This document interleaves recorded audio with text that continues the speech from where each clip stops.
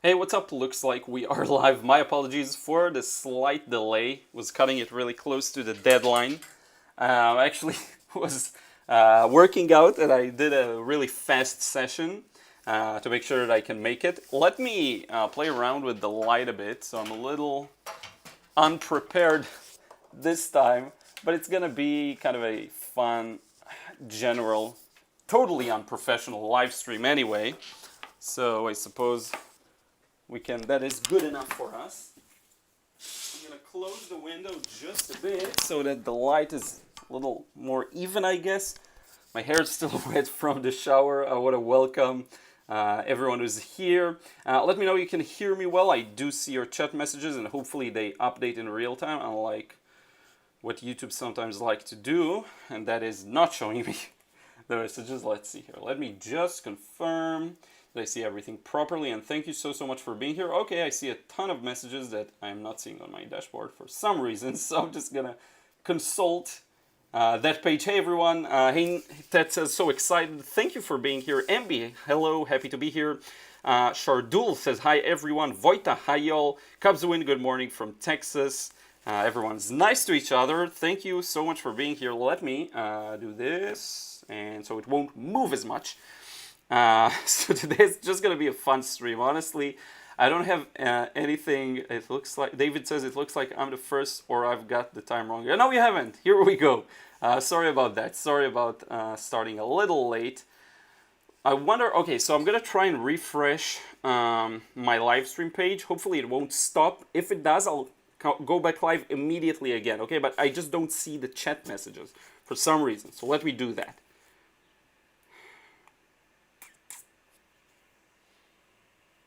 Okay, good, good.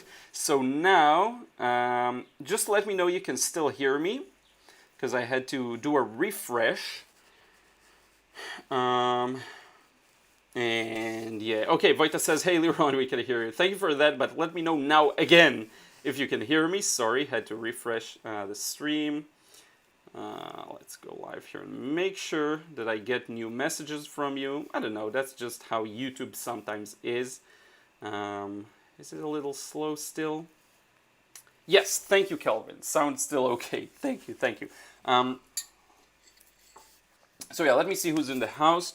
I got my coffee with some coconut butter. Coconut butter? Not coconut butter. Coconut cream. Sorry.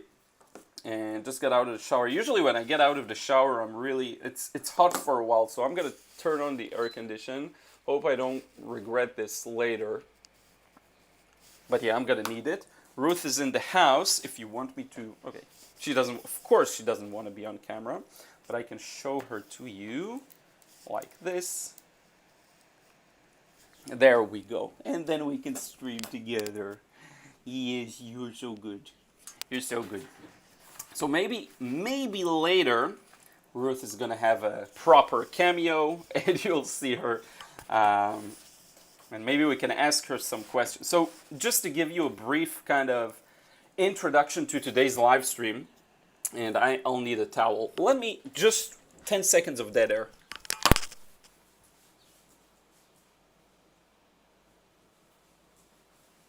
Sorry, hair didn't finish drying. So what we're gonna do today is basically talk about whatever you want, off topic. This is your stream.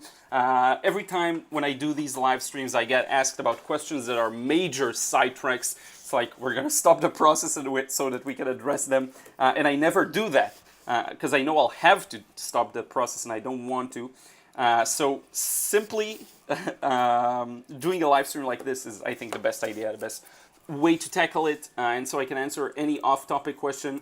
I think especially career stuff, things about kind of the meta of maybe succeeding as an artist, or we can go like completely, off topic and talk about my physiotherapy and whatever. So just let me know whatever you want. Ask the questions. I'll try and answer as many as I can. I do have a couple of artworks here that I can share with you.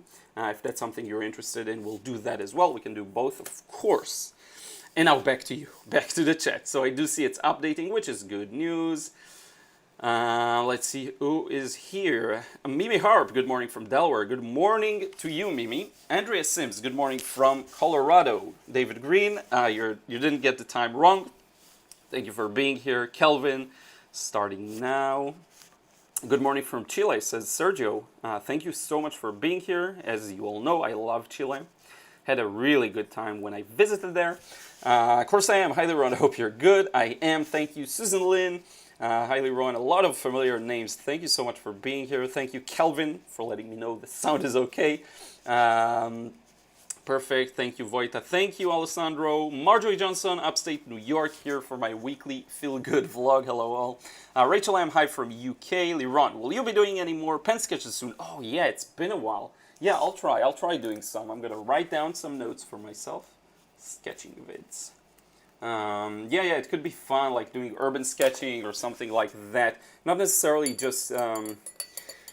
what were the couple of other like not just perspective and stuff like that, but actually fun, like a scene or something like that. Could be fun. Even a portrait maybe in pen and ink.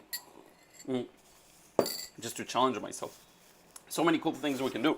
SB, hello from Canada. Calvin Zero sounds still okay. Thank you, Susan Lynn. Your audio okay. Nancy G gives us thumbs up. Thank you so much. Dave, hi Liron. Hope you're well. Hear you fine. Susan Lynn, yes. Thank you so much. Alessandro, it's weird. Couldn't see your live from the subscription page. Weird. I don't know. YouTube is funny that way. Sometimes it has issues, but that's to be understood. Honestly, YouTube is amazing. The fact that we can do all of this on one platform and it's so much fun and my hair is terrible. It's just such a cool thing. Lola NP says loud and clear. Thank you, SB. Yes, I can hear you. I wish I could show you like the chat jumps all the time. Thank you so much. I'm going to try and get to everyone. Butter is just solid cream. Yeah, it's kind of similar. But this is coconut butter, almond milk, sugarless almond milk, and I bought monk fruit so I can put some sweetness to it without the, I guess, bad sugar, with a decent sugar that has zero glycemic value, and it's just better, I think. Hopefully, I don't know. I'm trying not to overdo the sweetness, generally speaking. I'm not like, sweets aren't really my weakness. It's more like salty pastry, as I've mentioned in a previous live stream. So I'm trying not to make that like an addiction, you know, because sweets were never really my main thing, the thing that was most important to me, or most enjoyable, sorry. Definitely not the most important. Senmonka says, yeah, let's go. Yeah, sure. Susan Lynn, hi Ruth. Christine Bourgeois, hello from Minnesota, and hi Ruth. A. Dricalua, hi Liron, kisses from Brazil. Thank you so much. I've been to Brazil for a short period of time, about 10 days. It was really fun. Bo TV says hello. Prashant Kumar says hello. Cubswin, do you play the guitar? I actually, as you see, have a guitar here. I bought this one in Chile, believe it or not. Said I love it. I bought this for 30,000 Chilean pesos, which is about 200 something USD, I think. Let me check. I'm curious. I never checked 30,000 Chilean pesos to dollars. Let's see how much that is. Oh, it's 42. Yeah, I meant 250 shekels. Sorry, not 250 USD. 42 American dollars. Yeah, so that's a decent price, less than I thought. So yeah, I bought it in Chile. It's a little smaller, easier to travel with. Actually, when I returned from South America to Israel after 4.5 months or so, it was fun coming back here with the guitar. I had something to do in the airport and all of that. Yes, I do play the guitar, but I never made it past the beginner stage. And that's actually my fault. So I always, like when I watch videos of people play the guitar, especially classical music, which I think is in a lot of ways my favorite. It's not the music I listen to most often, but when I get into it, I can listen for a long time and I can play on repeat. Like Moonlight Sonata, Movement 3, is probably my all-time favorite classical creation. Which one comes close to that? Toccata and Fugue. I don't know how to pronounce it, but you know it's a very famous one. There are a few. I love Moonlight Sonata, the first movement and second movement too. But the third one is definitely my favorite. So whenever I hear someone playing the guitar, especially classical music or something that's built for a classical guitar, which is my favorite, I always get this desire to play. And then I open up the case, I take out the guitar. This one I also had other guitars. Also back at my parents' place, I had 3 guitars, classic, acoustic, and electric. Back then I used to play a little more, but these days I always start playing and then I just kind of get tired really fast, like 10 minutes, 15 minutes, and I just don't feel like it anymore. I don't know why that is, but it's been a long time since I really felt like playing. I did enjoy playing some Metallica on my electric guitar. The simpler stuff with just power chords. But yeah, this is where I'm at. I don't play the guitar much. I do have a Bolivian flute that you can see. Maybe you can't see it in this angle, but I'll show you one day. That I enjoy playing. I did play it. Took lessons with a teacher here, and I got to a decent level, I think. Better than the guitar. So yeah, that's my long answer. Judy Newsome, hi from Texas. Sujanith, my friend, how are you? I know I missed quite a lot of emails and messages. My apologies, and comments as well. I hope to answer a lot of emails soon. Richard Bennett, hello, Liron. Hello, Liron, hello, all from Manchester, UK. Jody LP, Illinois. A Drikalua, how we learn light and shadow in watercolor for extra beginner.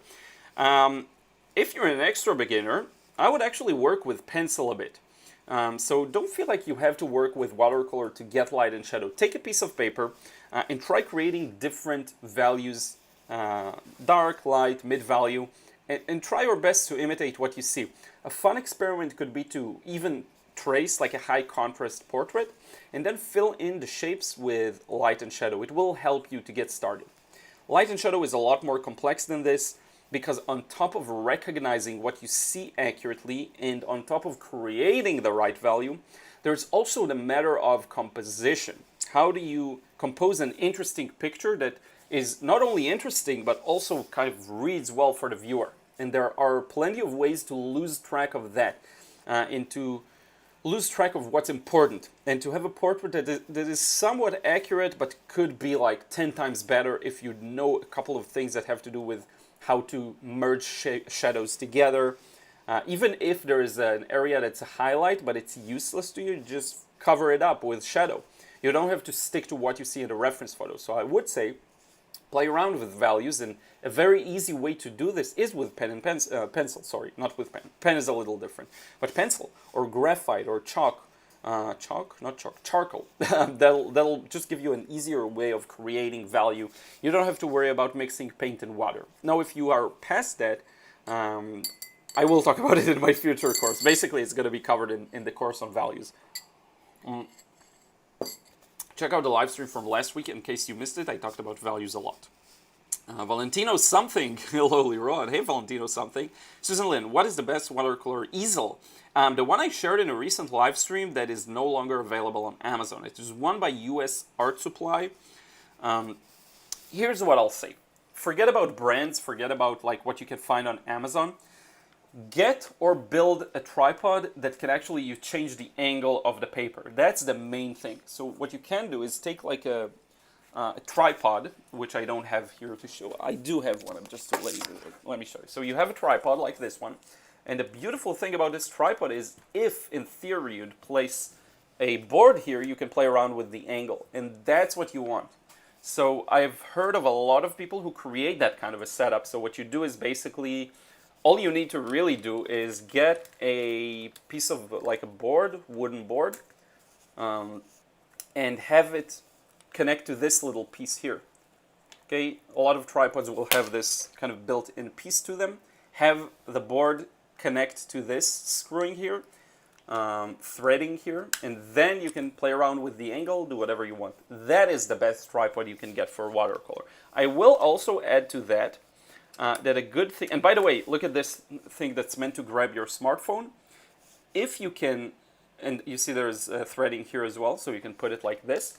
I could honestly get like a piece of wood, have this something glued to it, and just put it here.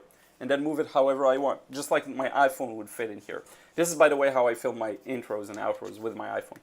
So this would be my best advice to you. Funny enough, it's much easier to just get a normal tripod and turn it that it won't reach the limit. Now I have to do it manually. But yeah, this is ironically the easiest way to have a good easel for watercolor, because you do need that angle shift. And they tend to be very expensive. Now a tripod like this for a smartphone could go for 40 bucks, 30 bucks, and you customize it.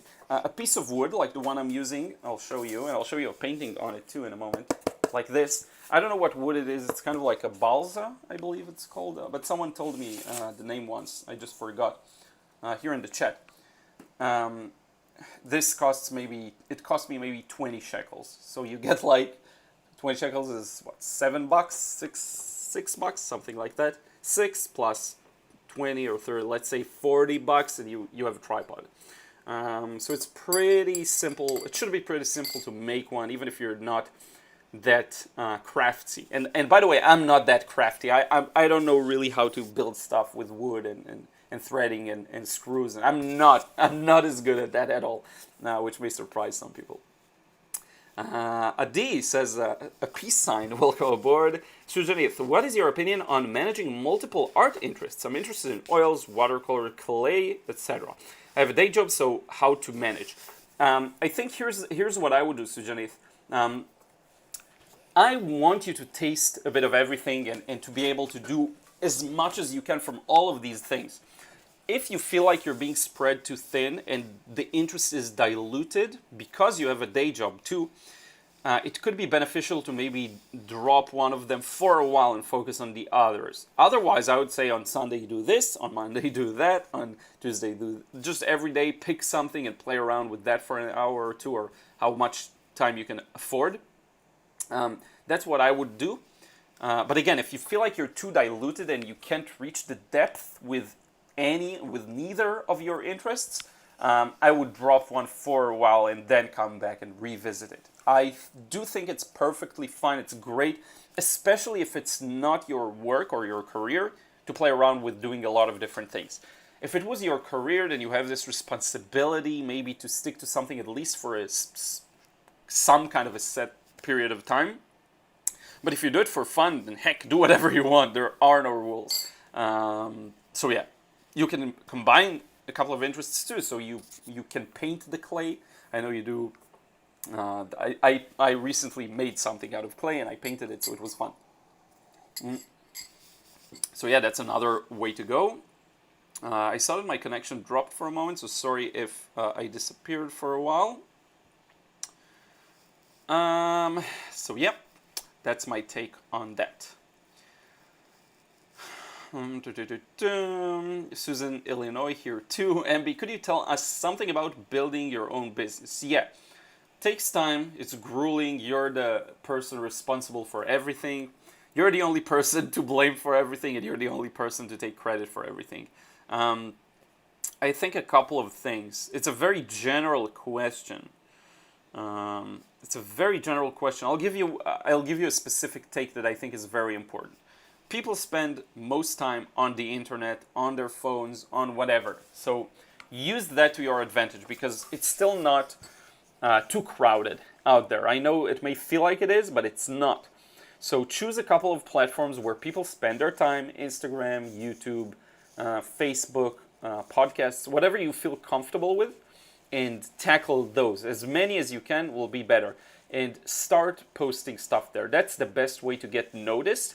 And then you can choose to monetize it. So when you get people or a community or an audience around a certain interest, this is the big thing that will allow you to one day say, hey, I made this cool thing, it's for sale, if anyone's interested. And you may be surprised and people will buy it. Even a small audience, it doesn't matter. If you have a small audience, but they still are very interested in what you do, that is honestly everything you need. So don't let that stop you. And always think about the people who are following you rather than the people who are not. So if you have 100 followers on Instagram, that's 100 people that see your, some of them see your stuff. So always give them the best you can. I will say one more thing. What do I want? Like, what could be a good take? Because I don't want to give like vanilla advice that everyone can give. I will say it takes a long time. Everything that you like, however, how much time you think it'll take, it takes more than that. So if you think it's going to take a year, it's probably going to take 3 to start seeing something working. To me, the first 5 years or 4 years were because I started young, at a point in my life when I could afford it. It wasn't really. I mean, I made money, but I don't know if I could live off of that with a family and with a lot of expenses. On my own, yes, kind of I could. But only in the last 3 years or so is when it really turned into something that I feel a little more comfortable with. I'm definitely not swimming in money or anything like that, but feeling more comfortable with. And honestly, whenever, like, being profitable, don't overextend yourself. Think about it very simply. A business is meant to make you money, basically, by giving value to other people. So don't overthink it with things that are complex. Always have the customer in mind. I think that's the best take I can give for building a business around art. Always have the customer in mind. Whatever they want, whatever they need, try and find that meeting point of things you can provide, things they want. Bam, that's the magic. The thing in the middle, that's the thing you want to do. And you want to be really totalitarian. Is there a fly here? You want to be really totalitarian about it. That's the one thing that I think you should be, like, fully invested in. Whatever the audience wants, whatever your customer wants. You have to figure out who they are too. Sometimes it's not as obvious, but that's like business. That's the more vanilla stuff you can find online, like defining your audience, stuff like that. But if you want to make money from your art, you always have to have the customer in mind. So creating art that doesn't sell, you don't have a right to complain.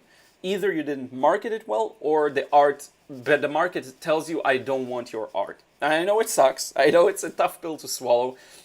It doesn't mean you're bad. It just means that the market is not interested in it, or again, you didn't do a good enough job of putting your stuff out there. And I think that's the key takeaway. So make sure you do the right things to put your stuff in front of people. Back to my previous advice, all the platforms where people are on the internet. That's where they are. That's where everyone is. That's where you want to be. If you're not there, you're transparent. Now, after you put your stuff in front of them, you always do whatever your audience tells you. And this is why I try to, as much as I can, still reply to messages and comments and emails, because whenever I take a session to just reply to people, I get tons of insights. I notice the questions you ask me. I learn a lot about what the things that frustrate you around art and watercolor. Like, a big frustration for artists is, I'm so good at my art, but I have no idea how to create a business around it. That's a big frustration, and it may be a topic I'll address in and of itself in the future when I feel comfortable enough to create a product around that. That's a big frustration. I can't sell my art. I just don't succeed in this. I'm not successful in finding people and selling them my art. So that's something that a lot of people feel frustrated about it. If you can create a product that addresses that issue, then you will sell and you will do well. This is why my frustration-free watercolor course is doing well, because it plays on a real pain point of people, and that is, you're unable to let go and enjoy the painting process. Not you personally, but people in general have a lot of people have that issue, and my product solves that. My product does that thing, solving that problem for people. So you want to bring solutions to people. That's my long answer. Let me know if you have a more specific question inside that kind of tree of questions, possible question that branches out of this one. Let me know. I'll try to do that. Deborah Barrett says, thumbs up. But MB, hopefully that helps. Hey, I made it on time, Dave says. Welcome aboard. Amalei, hi from the Philippines. Adi Smaller asks, אתה מצייר גם בצבעי שמן, which in Hebrew is, do you paint in oils too? No, I have not yet tried oils at all. I have tried acrylics here. There are a couple of others. This is actually a study. It's not an original piece, but I have 2 other that are original. So yeah, I dabbled in acrylics and watercolor. That's it at the moment. I hope to try oils in the future too. Andros Dennis, hey, where do you live and when did you start painting? So I started painting seriously around 2015 or 2014. something like that. Pretty recent, pretty new.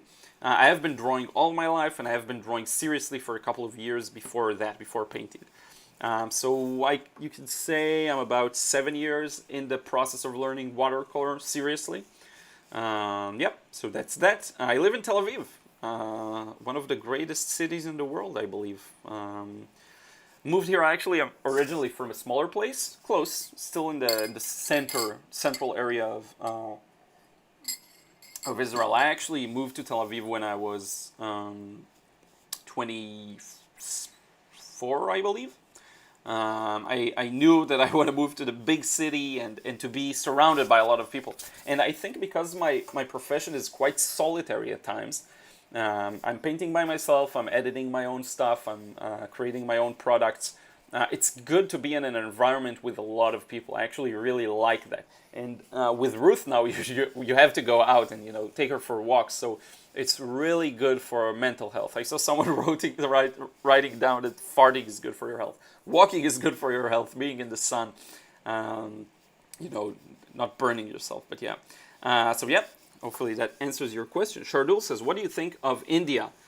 I guess beautiful country. I mean, it's such a big, like right now. Of course it's impossible because of the virus and stuff. But India is a huge destination for people here after the military service. You either go to South America or to India in the east, Tibet, Nepal, a lot of stuff around that area. So yeah, I don't have too much of an opinion, but I do like Indian food. It's sometimes a little too spicy for me. I have a lot of followers from India, a lot of friends. I actually had a student from India here locally in Tel Aviv.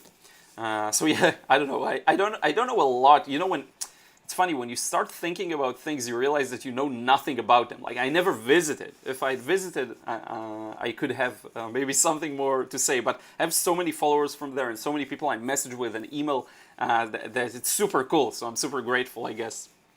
So yeah. George Ludon says, Michigan, so people are writing where they're from. Really, really cool. Alessandro, do you ever draw paint from imagination? And what about abstract painting?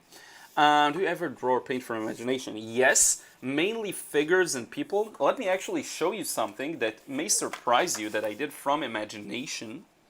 But I'm going to show you my desk, which of course is not showing. Here we go. So I actually sketched this hand from imagination, which is why it's not even close to being perfect. But I do some imagination stuff. Not as much, let's say, let's close the air condition. Not as much landscapes or seascapes, but it could be fun for me to do a bit more of that. Now, abstract painting, I did a few in the past. It was more pattern based, so not as much just brush marks, but more pattern. So I did a 3-dimensional cube. Imagine a wall of cubes, something like that. That was actually really fun. It's just not really the thing I'm into as much. I'm more into the representational, atmospheric, I guess, actual view. In abstract, which sometimes I really enjoy looking at, it's not the same kind of thing. So for me, it's just not the thing I enjoy doing as much. But I do know many people enjoy that. That's their go-to. That's the thing they enjoy the most. I'm going to get a bit of toilet paper. I had terrible allergies for the last couple of days. Let me just give me 1 second. Sorry for that.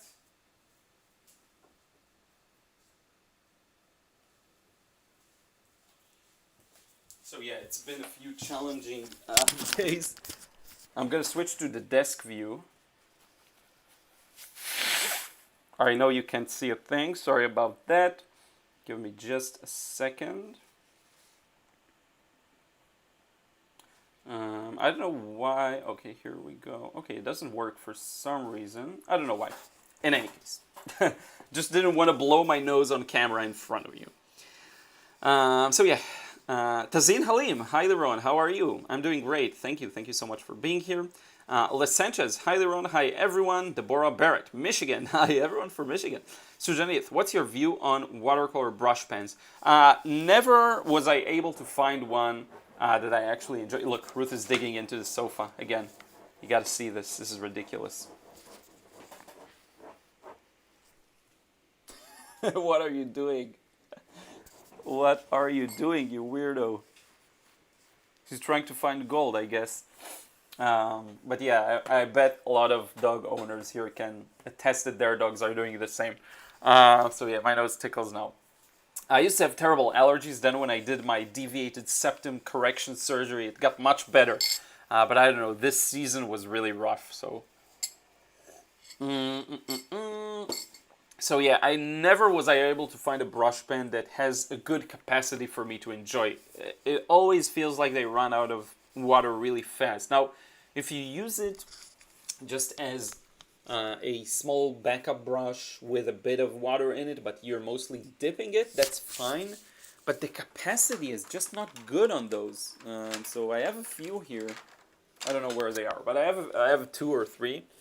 I just don't like them. I couldn't find a good use for them so far. SB says, urban sketching, please. Okay, yes, I will. I wrote down a note, and it will happen. Tazin, and hi to everyone. Here, Kusum Shabong Art. Hi, Liron from London. Welcome aboard, my friend. Hope you're doing well. Mimi Harp, do you mat and frame your paintings on your own or have them done elsewhere? So, sometimes... If it's just something simple, I'll frame it myself just by getting a cheap frame and painting it to size. Sometimes I'll even go the extra mile to make sure there's the mat or the border, what you'd call a passepartout. I'll prepare that in advance by calculating the size, and I'll tape so that the paint doesn't reach there. But basically get a frame to size in advance. And I'll even paint to the size of a frame. For example, right now I'm working on a gift. I'll show you a gift painting. I'll show you briefly. It's still in the making, but this is the sketch. I'm gonna paint it. It's a Renault Clio. Should be a gray one, but this is actually a white one. But yeah, my mind is all over the place. So what I'll do is I'll paint to size. Now, if it's something important or it goes to, like, for example, when I painted a few works for a gallery, I will send them to be framed. I had this frame guy. He did a perfect job framing, but he was always late on the deadlines, which got me really upset very often, which is something I did talk about before. So yeah, this is how I usually do it. If you're just gifting it to a friend or a family member, sorry, my phone is... I'll quiet it. If you're just gifting it to someone, it's perfectly fine to buy a frame that fits it or paint to the size of a frame you have. And just calculate it so that you do have that mat. I never did a mat on my own. It's usually just the gap between the white of the paper. But I do know, do I have one here? No. I do know it sometimes can look better when there's actually like it's beveled outside. So yeah, but that's how I do it. Usually, if it's something like professional for a gallery or something like that, I will give it to someone to frame. Yeah, it's just much easier. Lion Wall, hey Leroy, hope you're well, mate, from Australia. Cool. Nellie Margaret, good morning from sunny Florida. Rushi Dole, hi sir, I'm from India. I love your watercolor landscape, mainly cityscape. Thank you. Cityscapes are my thing. It's the thing I enjoy the most. Milika, hi from Serbia. Beginner watercolorist here. Welcome aboard. Akil Mekat, hi Liron, good afternoon. Who are the large audience to watercolor impressionistic artwork if we consider a commercial aspect of it? So, the audience to impressionistic watercolor artwork, commercial aspect. So here's what I will say. If you're talking about commercial, meaning businesses, I think it's a good idea to reach out to hotels, realtors, real estate agencies. They may be interested in purchasing a lot of paintings, and if your approach and style are fast, mine are fast, I can produce a lot of paintings fast, it may pay off to sell a large quantity of paintings for a somewhat discounted price that will still make you happy. So it really depends on the audience. Now, it's funny because it could be that there isn't too much commercial interest in impressionistic watercolor paintings. It could be the case. I believe there is. You just have to try enough. Because hotels and stuff like that, they are interested in paintings for their walls. So I will say this is the kind of audience I'll go to. Hotels, real estate stuff, like places that furnish apartments, maybe even more upscale apartments. This will be a good starting point for any painting, I think. I think abstract will work really well there. Impressionistic is tricky because impressionistic is really like, it's a very specific niche. It's easy to think that we're like the mainstream of watercolor or painting in general, where impressionistic is not the mainstream. I don't believe it to be it, and I think that's its strength. It's a very specific audience of people who have that acquired taste, who enjoy that kind of art, and it's a small yet strong audience. And I think it's mostly private collectors, not necessarily commercial. Definitely for the dream of painting and selling for high premium prices, that will be private collectors. But yeah, I think that's my take on it. And if that's the direction you're headed, because I always veer towards the teaching and the content making, but if your direction is purely selling it into businesses, do that. Like, tackle a lot of businesses, as many as you can, and offer them the paintings, give them a price offer, and see if anyone bites. I will add something else to that, like a quick tip, unsolicited. You didn't ask for this one in particular, but I will give you. I think you haven't, because you asked who. So yeah, work in series of paintings. It's very easy for a place to buy stuff from you when there is this unified line of thought. So have your work be clear that it's the same artist. Have a similar motif to them, a similar use of colors, or a similar type of landscape, or a similar light and shadow effect, atmosphere, whatever it is. A similar style of brush marks. Have some kind of a line that connects a few paintings together. It's just easier for a hotel to buy multiple paintings that are of a similar style, because that way it will work together in the place where they're going to place them. Whereas if you present them with 20 or 30 paintings that every one of those could be done by a different person, different subject, different technique, different medium, then they don't have a lot to do with that, because what are they going to do with it? Like, send one here and one there. It's not going to feel like a specific line of, So this is what I would suggest. Just a quick, off the top of my head. I don't have a lot of experience. I don't have any experience in commercial, so I will be very careful to give advice, but that's, I think, a good kind of evergreen advice. Hopefully that helps. Crispy, what about painting with hot water? Ever tried it? No, actually, I just use tap water, and it's, mild, or what do you call, like, not cold, not hot. So yeah. Dave, hey Liron, I've just ordered my Tombow brush pens. Oh yeah, we've talked about that. They're water-based and go nicely with watercolor. You should check them out. I will. Yeah, I think I have that written down. I'll just do a Google search now, and then I'll have it for later. Oh yeah, I saw these. Maybe I'll check them out. I don't have too good of experience with brush pens. I just prefer large brushes and the freedom to use them for small areas, large areas, whatever. Lion Wall corrected the Liron, that's fine. I like Leroy. Leroy sounds cool too. Nancy G, painting question.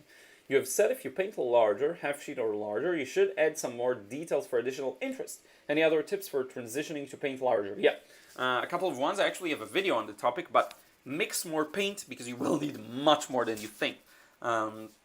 If you double the size of paper, you will have to double the quantity of water, and it can be very misleading. You actually need to, when you look at the brush, this should be full, like to the brim, with water and paint. It's not like a small puddle. You'll need to fill up all that area, but it needs to be very high.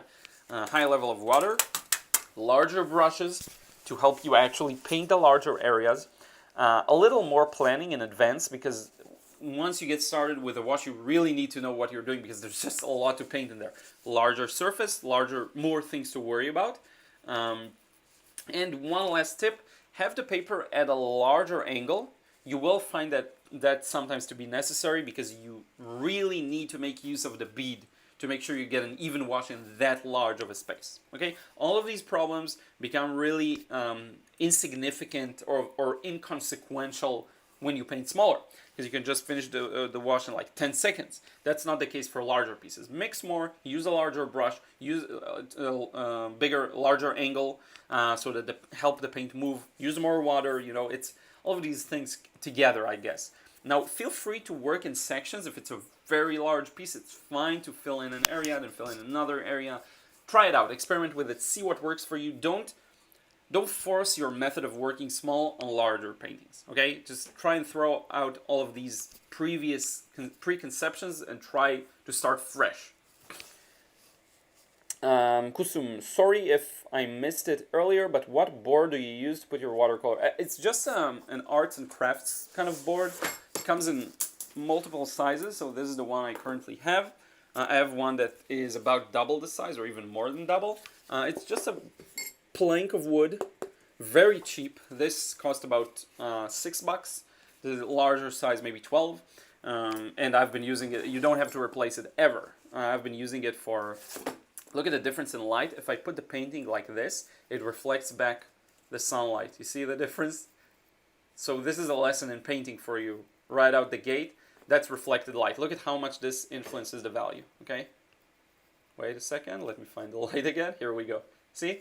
So you never really see the color of a thing. You always see the color as a result of the environment casting tons of light on it.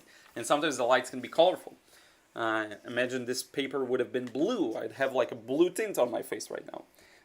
So yeah, I don't know why my phone is now decided to not charge. I would love it to be charged for later. But yeah. So yeah, I hope that helps. It's just, so where I got the board was at an arts and crafts store.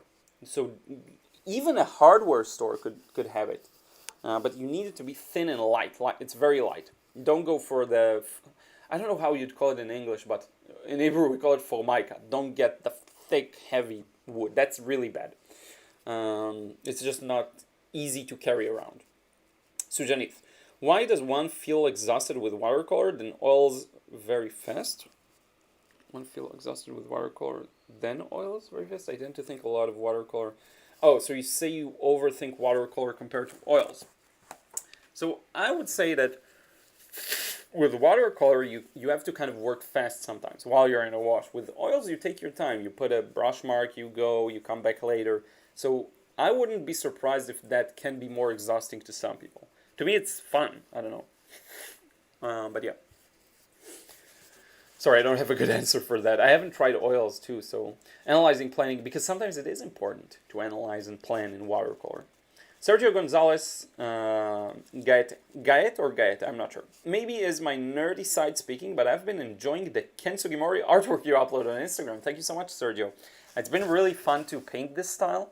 I'm a big fan of manga. I actually just got from the library, Claymore. Someone actually recommended it to me.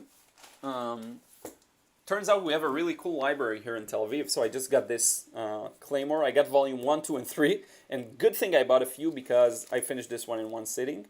So I have 2 more here to the side of the screen. Unfortunately, I don't remember who recommended it to me. Here's volumes 2 and 3.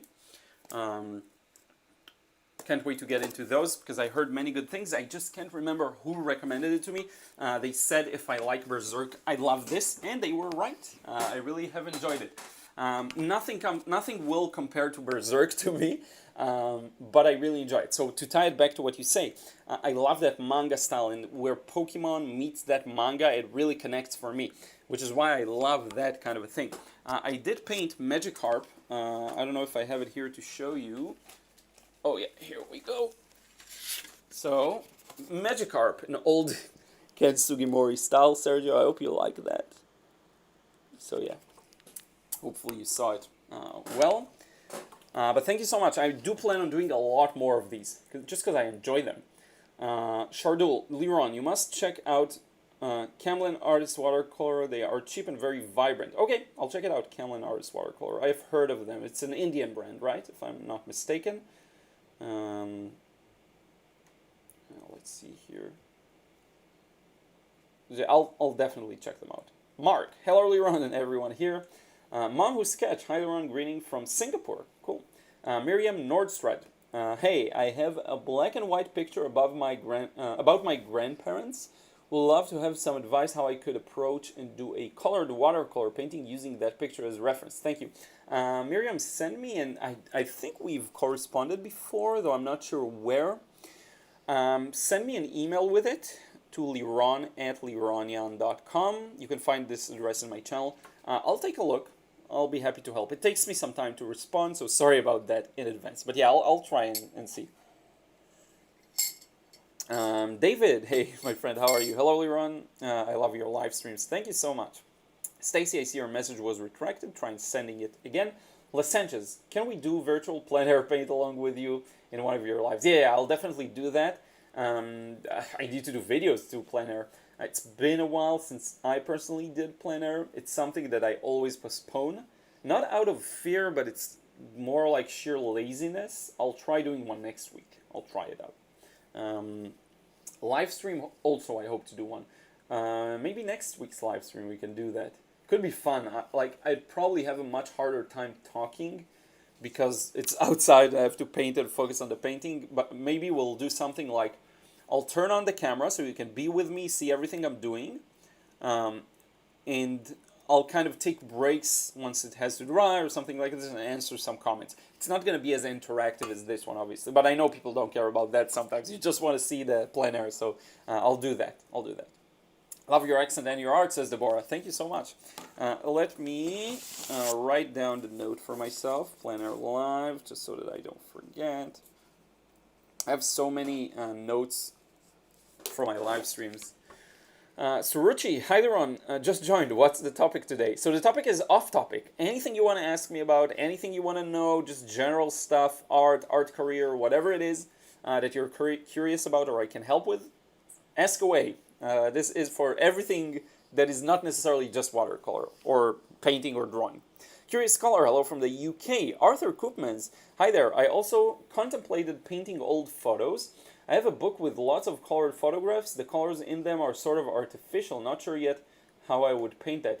Oh yeah, artificial paints, colors. Oh, here I go again. Okay, good. The chat, I made it disappear for a moment. Artificial colors can be rough. It can be challenging to paint them. Strong artificial greens and reds and purples and very bright oranges can do that too sometimes. It takes some practice.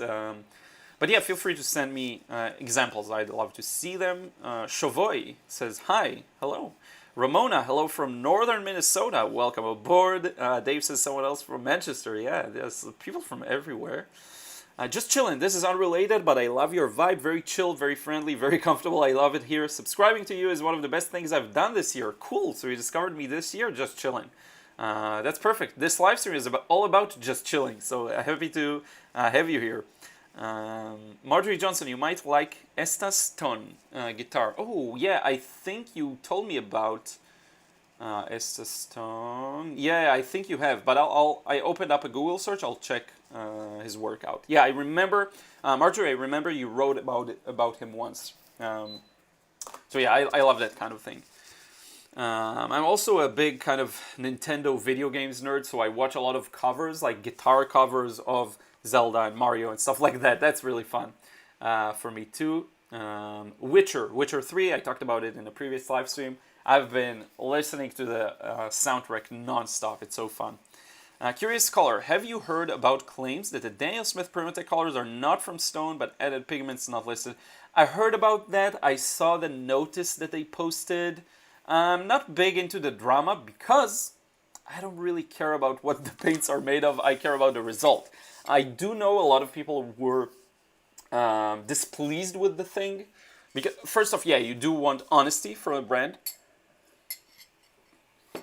And I think that's the number one weakness. As long as we're on the off-topic subject, I think that's a big problem that large companies have. That's the mistrust. And big corporations, big organizations, it's just natural because there are so many people that keep it going. From workers, managers, low-tier management, high-tier management, marketing, all the different departments. It's very easy for large companies to turn into dinosaurs that people don't trust, that don't give good service to customers. That's where I think as an artist you have huge advantage to succeed, because it's you. And you have control over how you do your customer service. You have control over how you treat your customers, how much you listen to them. It's not like a huge ship that takes hours to turn. You're like a small boat, if that makes sense, or a small, what do you call it, a jet ski that can turn on a whim. So it's much better. But yeah, I saw that. I didn't read too much about it, so I don't know. I don't have a good answer because I'm not a big user of Primatech. Let's see if I have some Primatech here. I do have the Mayan Blue Genuine. Is that considered Primatech? I don't know, but this was gifted to me by Uwe, one of my followers, so thank you so much for that. Uwe, I don't know if you're watching, but we're friends on Facebook and a bunch of places. But thank you so much for that. I'm not a huge Primatech user, so it doesn't affect me as much. Didn't get too much into it. Andras, I have the exact same things. I'm not sure what we're talking about, but let me know.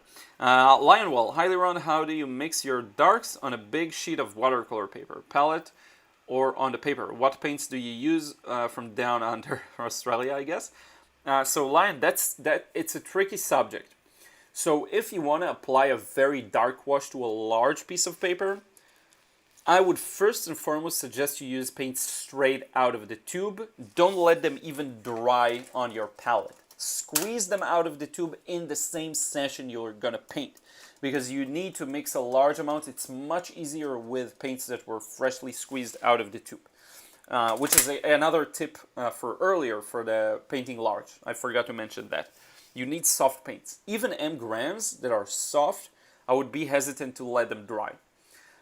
It's tricky. For larger pieces, you may find that it's better to work in glazes. So do a glaze of as dark of a paint as you can that still has a good flow, and then do another one and another one until it's dark enough. Yes, it is tricky.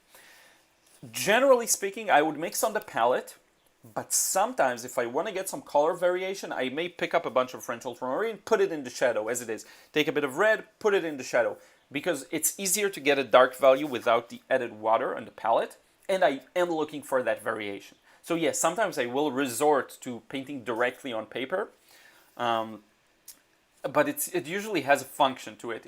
But what I'll mostly do is mix on the palette, and take my time and mix a large enough quantity. One thing I did see artists that paint large do is take the paint straight out of the tube, take a glass or something you don't need because it's going to be stained, squeeze some paint into it, put water and mix it. Like actually mix it with a stick or something like that, so that you can mix a large, like a really large quantity of dark paint, and squeeze as much paint as you need in there.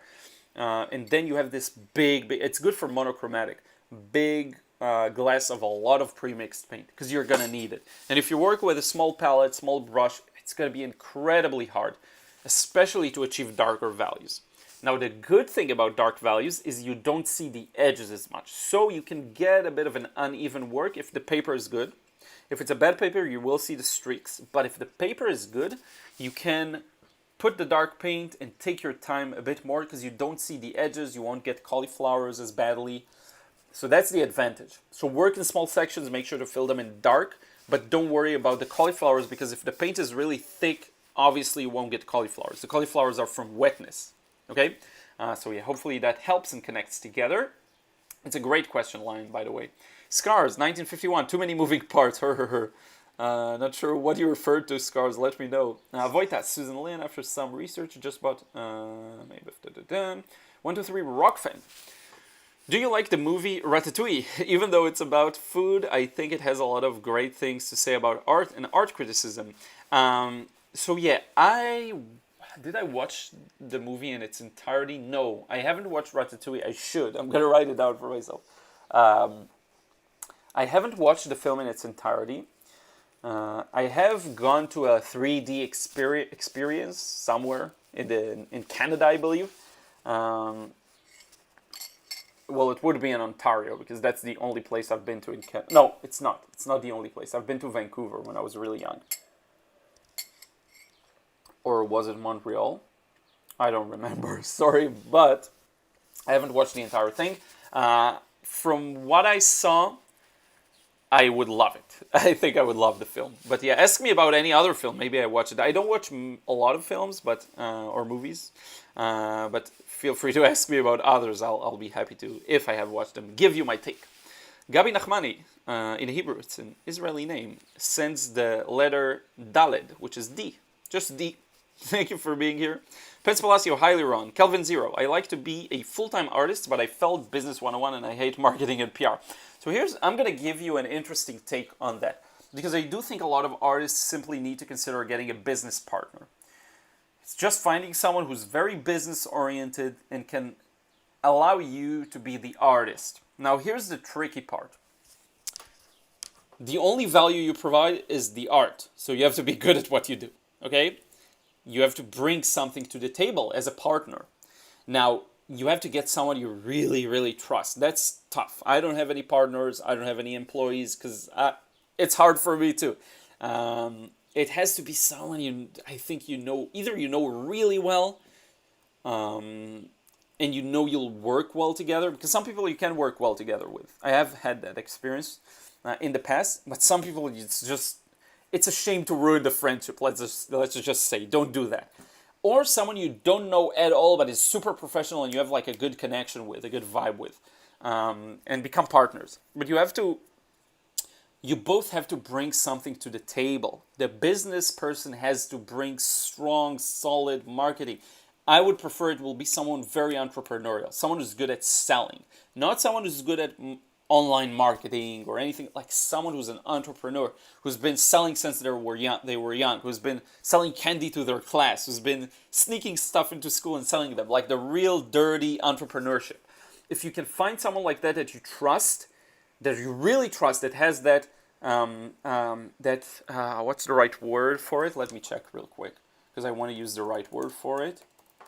1 second. It's the first time I actually Googled something to figure out how to say it in English properly.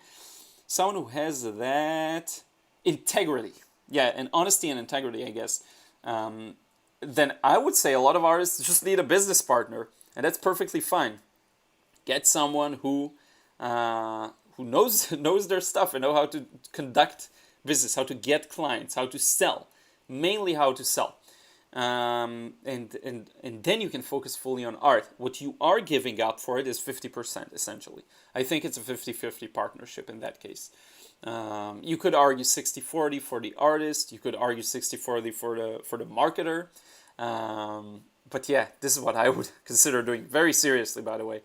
Henny Shay, hello, what sketchbook do you take for plein air, or do you use loose paper? Mostly loose paper, so I'd use the same Arch or something like this. If I do take a sketchbook with me, I have the Michael Soloviev one, which is just normal 100% cotton watercolor paper. So either go for 100% cotton, I would say, as much as you can. If all you have is pulp, that's fine. I would use the same paper, ideally, that you use inside. John, hi Liron, hope you're well, my friend. John, I actually just received the second package, so thank you so much. I brought it this morning. I had to get to work, do some stuff, work out, and then come into the live stream, so I haven't had the chance to let you know. I got it. Thank you so much. I opened it up, and then I saw how things were packed, and I was like, okay, I'm going to wait. I'm going to do this properly, and you said to wait with the letter until everything's open, so I will do that. I'll follow your instructions. Thank you so much. John is really, really kind, and he sent me a bunch of stuff to try out. So thank you so much. So I see, okay, a bunch of messages. Let me rewind. I'm going to try getting to everyone today. So let's see here. Wow, so many messages. Thank you so much for being here. Okay, here we go. Found it. Maurice, I want to know how, and by the way, if I don't get to your answers, maybe I'll do like a Q&A vid where I address the rest of the chat. I'll just scroll through it and answer it real time. Maurice John, I want to know how I can find compositions for plein air painting. Because of the situation, I can't go to certain places. Our streets have only trees and buildings. I'm not good at painting buildings. So that's the limit with plein air. If you want to, you need to have the thing to paint. So I don't have a good answer for that. Like, you have to go walk or drive to some place you have something interesting to paint. You could try to combine what you see with pictures that you found online or brought. But the harsh reality is, if you're gonna do plein air, you have to be somewhere in front of the thing that's interesting to you.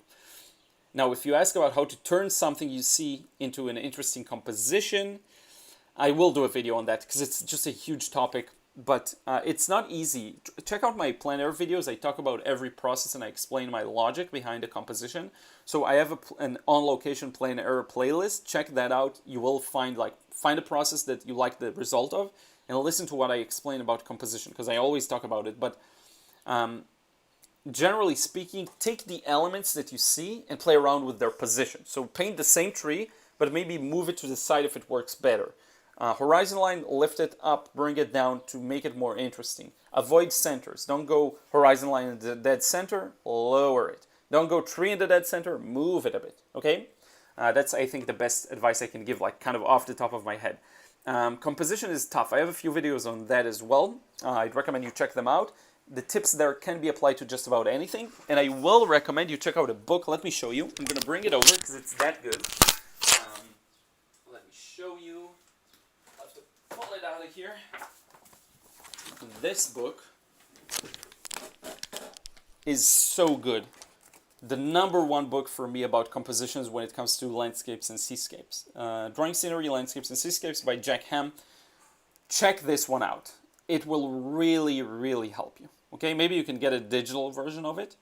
It's just very useful. I read it all and tried out a lot of the exercises. I need to go over it again.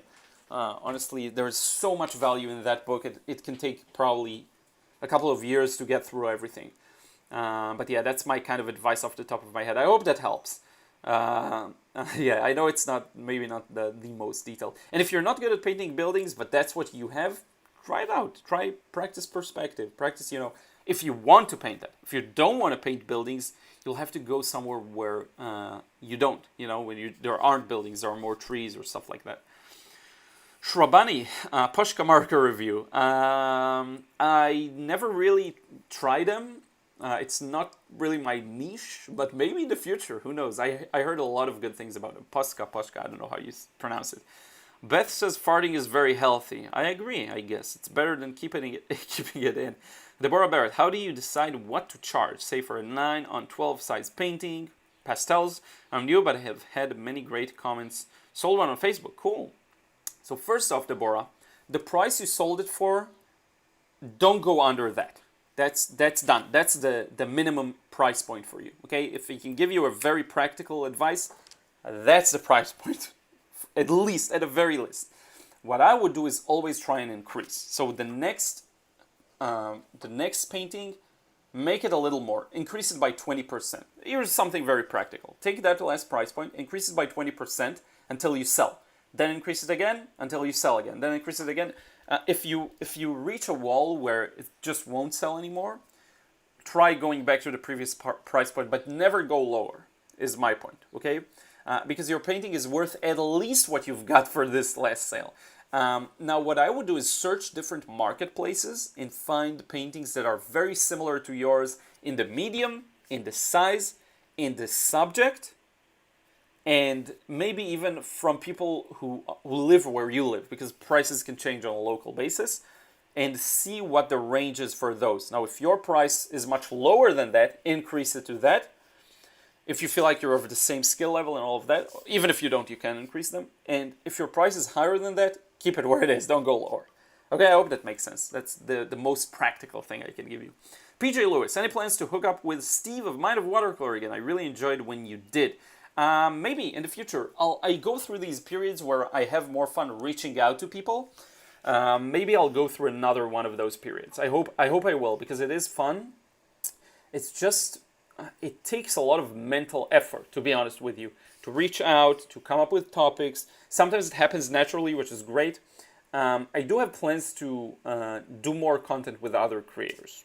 More on that in the future when it's more relevant. I do have an interview coming up that you want to check out with Tom Shepard. Once it's out, it should be out sometime during May, I believe. I will let you know. So that's someone else interviewing me, and then it turned into an interesting art talk. Ideally, I'd love to have a bunch of people that I regularly live stream with, and we do a conversation or something fun. That could be really great. And then one person talks, the other pays more attention to the chat and answer questions. I think it could be fun. And it brings out a lot of things that I don't talk about unless I have that, back and forth. So yeah. Max Chorney says, how are you? I'm doing well. Had a week of a bit of allergies, being a little sneezed after a long time I haven't been that way. Hopefully it will pass soon. It's got better. I've had a couple of days, but the curve of me getting better was very fast. So I feel much better with every passing day. It's not something serious that's going to stick for too long. But yeah, haven't gotten the chance to properly paint a long painting in a while. I'm missing that. Hopefully I will do that soon. Maybe this card that I just showed you again here will be that for me, hopefully, because it is a little more detailed, as you can see. But yeah. Alessandro, are you playing a particular video game right now? Yes, I'm playing Witcher 3 on the Switch. I'm really enjoying it, and I actually got an Oculus. Actually got it from May for my birthday, an Oculus Quest 1. So I have been playing Moss, which is a really cool game where you control this cute mouse around this three-dimensional area, and it's VR, so you put you can look around. It's really fun. Moss. Yesterday I tried out The Climb for the first time, which is like a VR thing where you climb. It's really cool. What else? I tried Echo VR, which is really fun. It's like a zero gravity kind of space that you push yourself and you have to score a disc into something. So I played around with that on the Oculus as well. That was really fun. Like VR is insanely interesting to me. I'm gonna dive deeper on that probably. Probably get a better headset in the future too. But it's so cool. It's so fun. But the main one for me now is Witcher 3. Is the one I've been playing a lot of. I've really dove deep into the lore and it's really fun. David Green, I emailed you a picture of an easel from Amazon. I think it was US General and under 20 bucks. I actually use it mostly for reference photos as I mount my painting on board. And okay, I'll check it out. Can you change the angle? Because that's the most important thing. JS Art, please make sketching videos. I will. I wrote it down. Let's continue. Lana says hello. Sketching videos. JS, it will happen. I promise. Deborah Beret, only 7 years. I assume you refer to me painting. You are great. I love your art instructions. Thank you. Yeah, you have to understand that I'm still considering myself as a beginner. 7 years is a long time and a short time simultaneously. It's a long time to practice something, but it's also a short time if you compare me to someone who's been doing it for decades. And there is so much out there. People that are very very skilled. And the mastery never stops, and I'm aware of that. I'm actually very interested in continuing to develop my skills for decades, and it will be noticeable. Hopefully in a decade, when you look at art from today, you will see the difference. There are a lot of subtleties. So for example, when I look at Joseph Bookfich's old work, from even a decade ago, you can see the improvement. Or 2 decades ago, Alvaro Castaneda, same. You can see the improvement. You can see the way they came. It's crazy to think about it, but yeah, there is always somewhere to aspire to. So yeah, but 7 years, it's really not a long time. Yeah. Prashant, hello, I'm from India. Welcome aboard.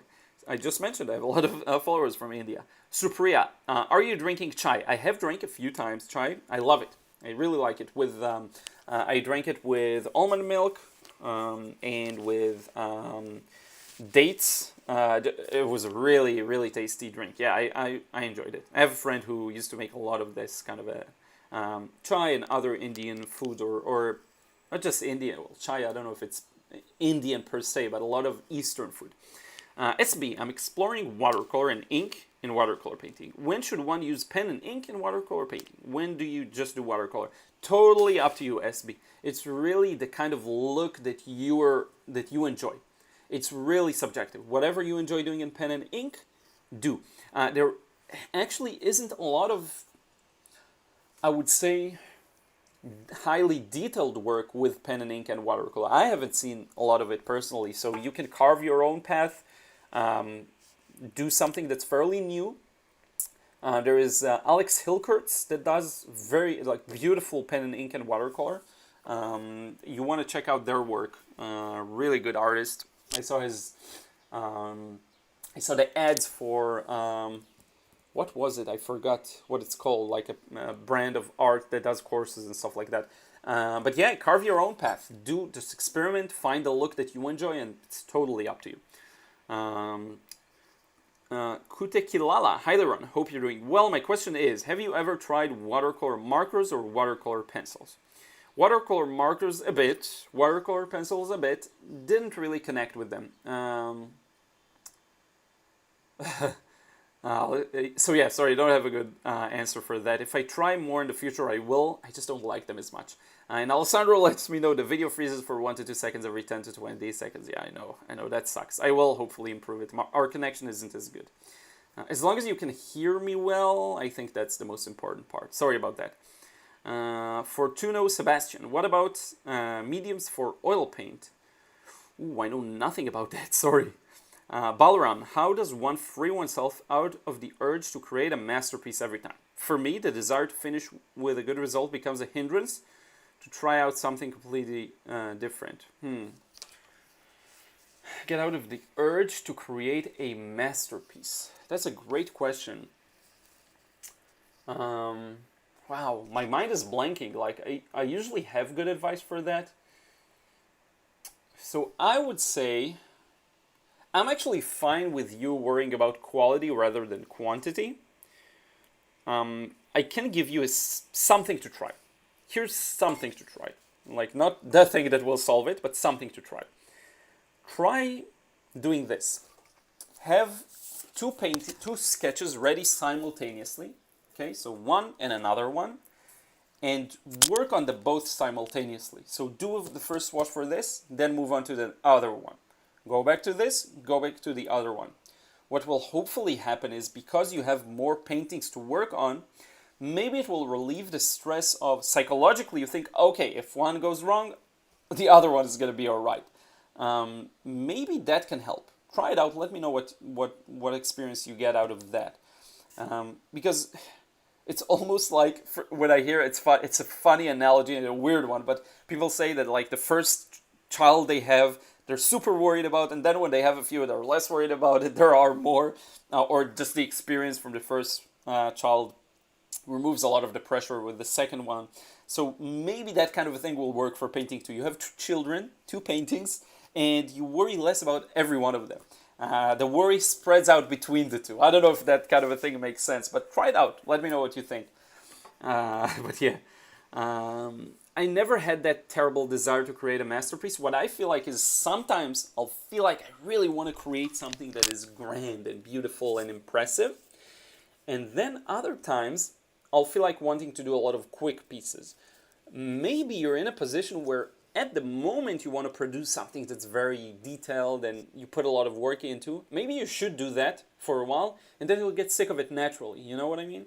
But if that's not you, then try out the first thing I suggested. Maybe it will work. I don't know. Dave, I definitely agree. There are no rules. Try both. Rockfan might be just his connection today. First time I've seen that happen. Really? So I'm happy to hear that it's the first time for you, because I've seen it in the future, unfortunately. The chat jumped on me. Just a second. Let me. Oh wow! It jumped really far. Okay, so I don't think I'll be able to get to everything. So my apologies about that. I'm gonna scroll back up. If I miss your question, just leave a comment. I'll try getting to it. Plus, it doesn't let me jump back up. Let's see. Where can I find it? Just a second. Touch markers. Okay, so it only lets me go back to touch 5 markers, which I haven't tried, so that sucks. I can't give you a good answer. Oh, I see you asked it twice, so I can see the first one. So, touch 5 markers. I'm gonna try refreshing. Maybe it'll help. Give me just 1 second. Oh man. I don't know if it's my connection that is strange and makes Chat jump. Oh, of course. Yeah, yeah. I have tried touch. Yes, I have. Um, yeah. So touch markers. I was actually happy with them. I had one or two, I believe. So mainly I had the Copic, but I did have one or two touch, and they did a job. I asked someone who knows about it, and they were like, yeah, it's kind of similar quality. So I would say if you're and I don't know why the light is weird. If you're wondering which one you should get, I'd actually try them out because they're cheaper. So yeah. Suruchi, I heard Israel has gone completely mask-free. Is that true? And by the way, sorry I can't scroll back up. I know I missed your questions. Just ask again. I'll try and get to them. It's for outside. You can go mask-free. You can in open spaces. It's masks-free for now, unless they tighten the the instructions again. But for now, you can, unless you're in stores and stuff like that. Theaters are still not open, so that's irrelevant. And I hope it stays that way. I hope we stay mask-free for outside. But I'm worried that it may not last for long, and then we'll go back to masks. I think it's okay to go mask-free now. Honestly, I'm fine with that. I think we're at a point where we can because of the vaccine, and enough people got vaccinated. So I don't know. Hopefully, we'll stay like this. Dave, Liron, did you get your silver play button? Okay, so a few days after I hit my 100K subscribers point, I emailed YouTube, or I sent there's this form you fill out, and I told them, hey, I'm at 100K, filled it up, a request. It's something very streamlined. You just do it. Haven't heard back from them, haven't received anything, and I don't have my play button. So for now, I'm play buttonless free, but maybe I'll get it in the future. I didn't hear back from them, and to be honest with you, I don't really care. I mean, it's cool. It's cool to have it here, but I'm my own brand. I don't need the YouTube play button behind me. Honestly, I don't care about that. So yeah. Magdalene says hello from Illinois. A lot of people from Illinois. Touch 5, answered that. Sujanith, I'm using art as... Chat jumped on me again. Sorry about that. Wait a second. Let's see if I can go back even further. I don't know. Sorry about that. This is all over the place. Hopefully you're still enjoying it. And by the way, this is a good chance while I suck at live streaming. If you can leave a like, that'll be great. If you can leave a like on the video, it helps it reach more people. Thank you for that. Okay. I'm using art as...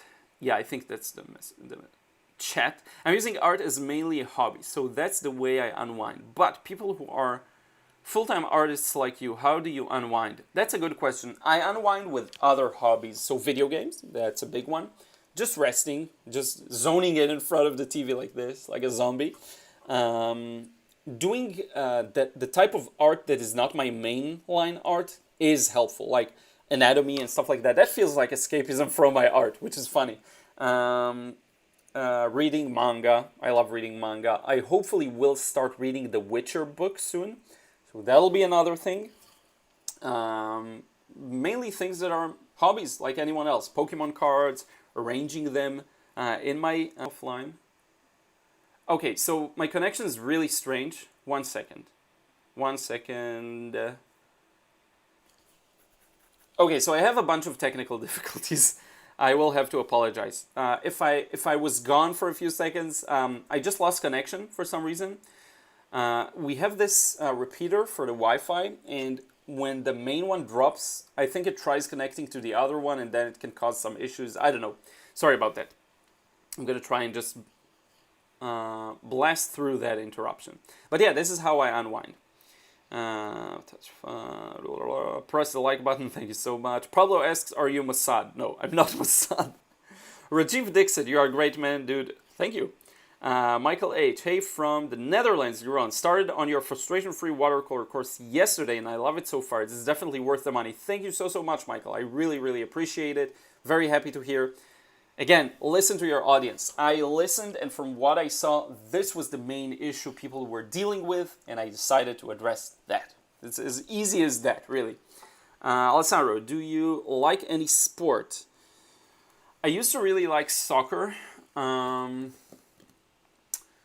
But it's been a long time since I played. Like I work out, but sports are better in my opinion for getting a workout because it's fun, it's teams, and it's very social. That's great. But not at the moment. Not something I do. I used to really like soccer. When we played at school, everyone played soccer, and I really liked it. I used to play more defense. I would very often be picked last, believe it or not. I was really shy and quiet back then, and yeah, I would usually get picked last, but I did get some nice moves in once in a while. I used to be able to stop a lot of people when I played defense. But yeah, that was different times. Feels like a different lifetime, honestly. Feels really like a different lifetime. Sue says hot water might loosen the brush. Yeah, it could loosen the brush furls. Loosen it in a good way, right? Like make it softer, I think. Let's see what we have here. Brian, how do I get better at shading? I would check out Proko's Drawing Fundamentals or Drawing Basics playlist here on YouTube. Proko. Brian Norfleet. Check it out. He's really good at explaining it, shading.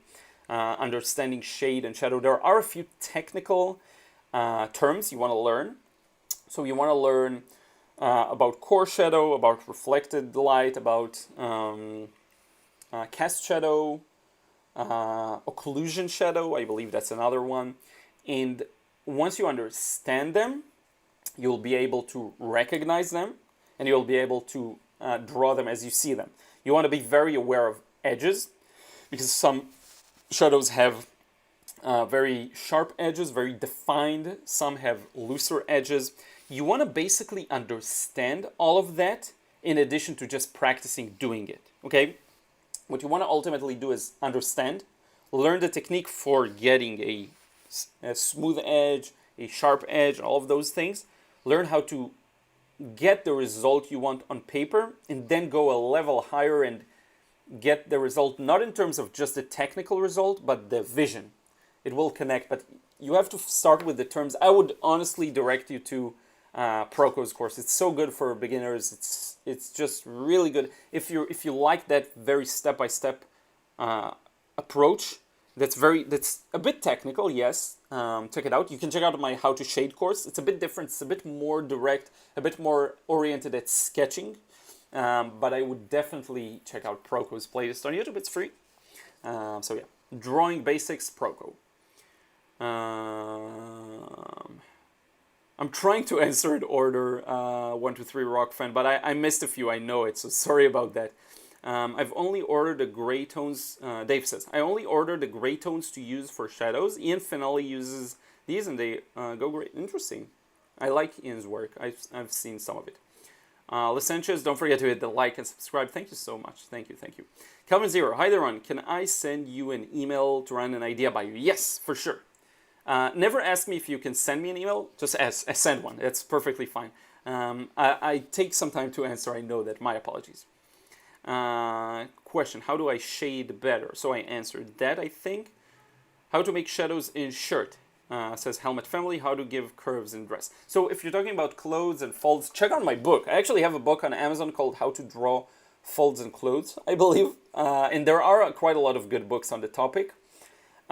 Once again, you want to understand how things are built and why they look the way they look. For example, when I pinch it, you see how all the folds and creases lead up to my hand. You see how they lead up to my hand. There's a lot going on. If I hold both of these, you get this diaper fold. You want to understand the technicality of the shape that is created, the technicality of the shadow it creates. It's not easy. It's something that it takes a structured approach. I definitely check out my book for a lot of references and understanding the folds and clothes on different types of clothes, shirts, pants, dresses. I have a bit of everything there, so I definitely check that out. Tazeen Halim, why are you more inclined towards watercolor than oils or acrylics? I love the flow. I love the fact that I can put a wash and then put a wash next to it and they merge together. Now, to be quite honest, I have not tried oils, so I can't comment on that. But acrylics, for sure, the process, I find it a little more grinding. It takes time to mix. You have to mix the exact color you want, whereas with watercolor, it's faster to mix, for one. At least that's my experience. The result is faster to produce because you can cover up large spaces very fast, whereas with acrylics it really took me time, and you have to dilute it with water anyway. I don't know, something about the beauty of watercolor, the gradual transitions, the fact that it's good for the types of scenes I enjoy. I enjoy strong contrast. Generally speaking, I love strong contrast in art. In watercolor is meant for that. It's built for that strong contrast. It's beautiful. It works beautifully that way with a lot of negative spaces that are paper white. It's quick. It's easy to get started, to unpack. I don't know. It has all of these advantages. Again, to be quite frank, I haven't tried oils, haven't tried gouache, haven't tried pastels, and people do recommend all of these to me. So yeah, I could find out that I love other mediums as well. But for now, it just has everything, yeah. Kelvin Zero, I think I saw that Magikarp in TCG. TCG, what do you mean by TCG? Like trading card, game? Because I posted it on Instagram and on E4. So I don't know where you saw it, or I don't know, let me know. Saloni says, which company paints do you use? Whatever brand. Like, I love the paints themselves. So if I like a color and the brand is artist grade, I'll use it. I do love White Knights for a cheap option that is very good.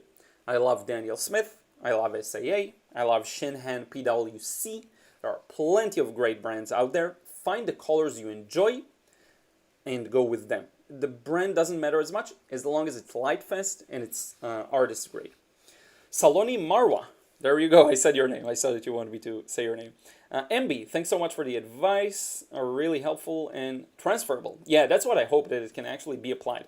I plan to build a small business around aquariums. I want to connect art with nature. The idea about nature being art itself. That's really cool. So I used to love aquariums as a kid. I had fish. I loved it. I should get one in the future.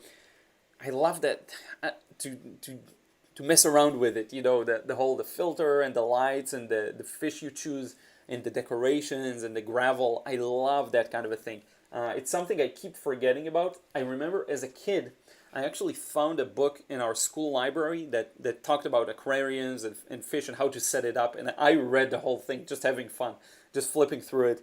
I love it. I love aquariums. So yeah, you definitely have an audience for that. Solani Varro, again, I said your name. Jose says, Jose Romel Manzanaro, do you play chess? No, I don't. I do know how each piece moves.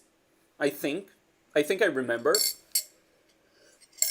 But I don't play, unfortunately. My dad is really good at chess. Used to also do a few competitions in the past. I don't think he reached like a regional competition or something like this, but he did do a couple of these, and he's pretty good at chess. So yeah. Calvin, why you shouldn't date an artist? Is it because they keep making things up?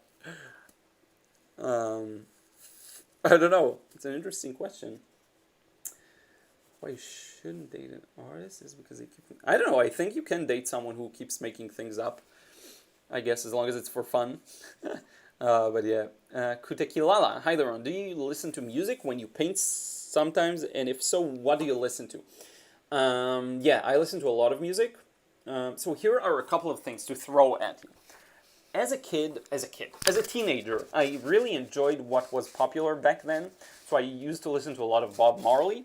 I used to listen to a lot of all genres, like Metallica for metal. These were my favorites, like reggae and metal. In recent years, especially after my South America trip, I started listening to a lot of musicians from there. So Manu Chao, Buena Vista Social Club, Orishas, that's a really obscure one for people who are not from there. I think they're Cuban, though I'm not sure. A lot of Bolivian, Peruvian, Ecuadorian music. So what you'd call what's the name for it? There's a name for it. I forgot it. But yeah, that music, like the flute music, Cana flute, the one I have, I'll show you. I'll get a chance to show you. I love that music. I listen to a lot of soundtracks of video games, anime. So I watch One Piece. I loved Naruto. I loved Berserk, obviously.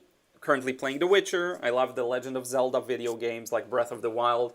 Mario it's kind of in my history. Pokemon. So all of these video games, I'll just go on YouTube and type in soundtrack and I'll listen to it. It's 3 hours long while I paint, while I do stuff. I just listen to it. One thing I enjoy in particular, for some reason, I love the action. So I will very often listen to battle soundtracks. So for Witcher, I love the battle soundtracks. For Pokemon, I love the battle soundtracks. For Zelda, for Breath of the Wild, by the way, if you play that game because it's super popular, I really like the Hyrule Castle theme, both the inside and the outside. They're very good and very clever because they make use of older soundtracks of Zelda and they incorporate them really nicely. And they also tie into the story and what's going on in the castle. That's really cool. There's this guy, 8-Bit Theory, I believe is his name. He does music analysis videos, and I know nothing about like the music theory. And there's also a channel I think called Music Theory. I love listening to those videos that analyze the music pieces. So yeah, I love music. I love it. I also listen occasionally to some Israeli music, but not as much. Honestly, not as much. Yeah, I hope that answers your question. Jose, how do you draw a realistic face? Okay, how do you draw a realistic whatever? You have to understand it, and you have to carefully observe it, and work slowly and patiently, and start from the large elements to the small. So, if you want to paint an accurate portrait, you have to take a few steps back and learn about the anatomy of the face. You can sketch it as you see it. The result can be good if you have a good eye.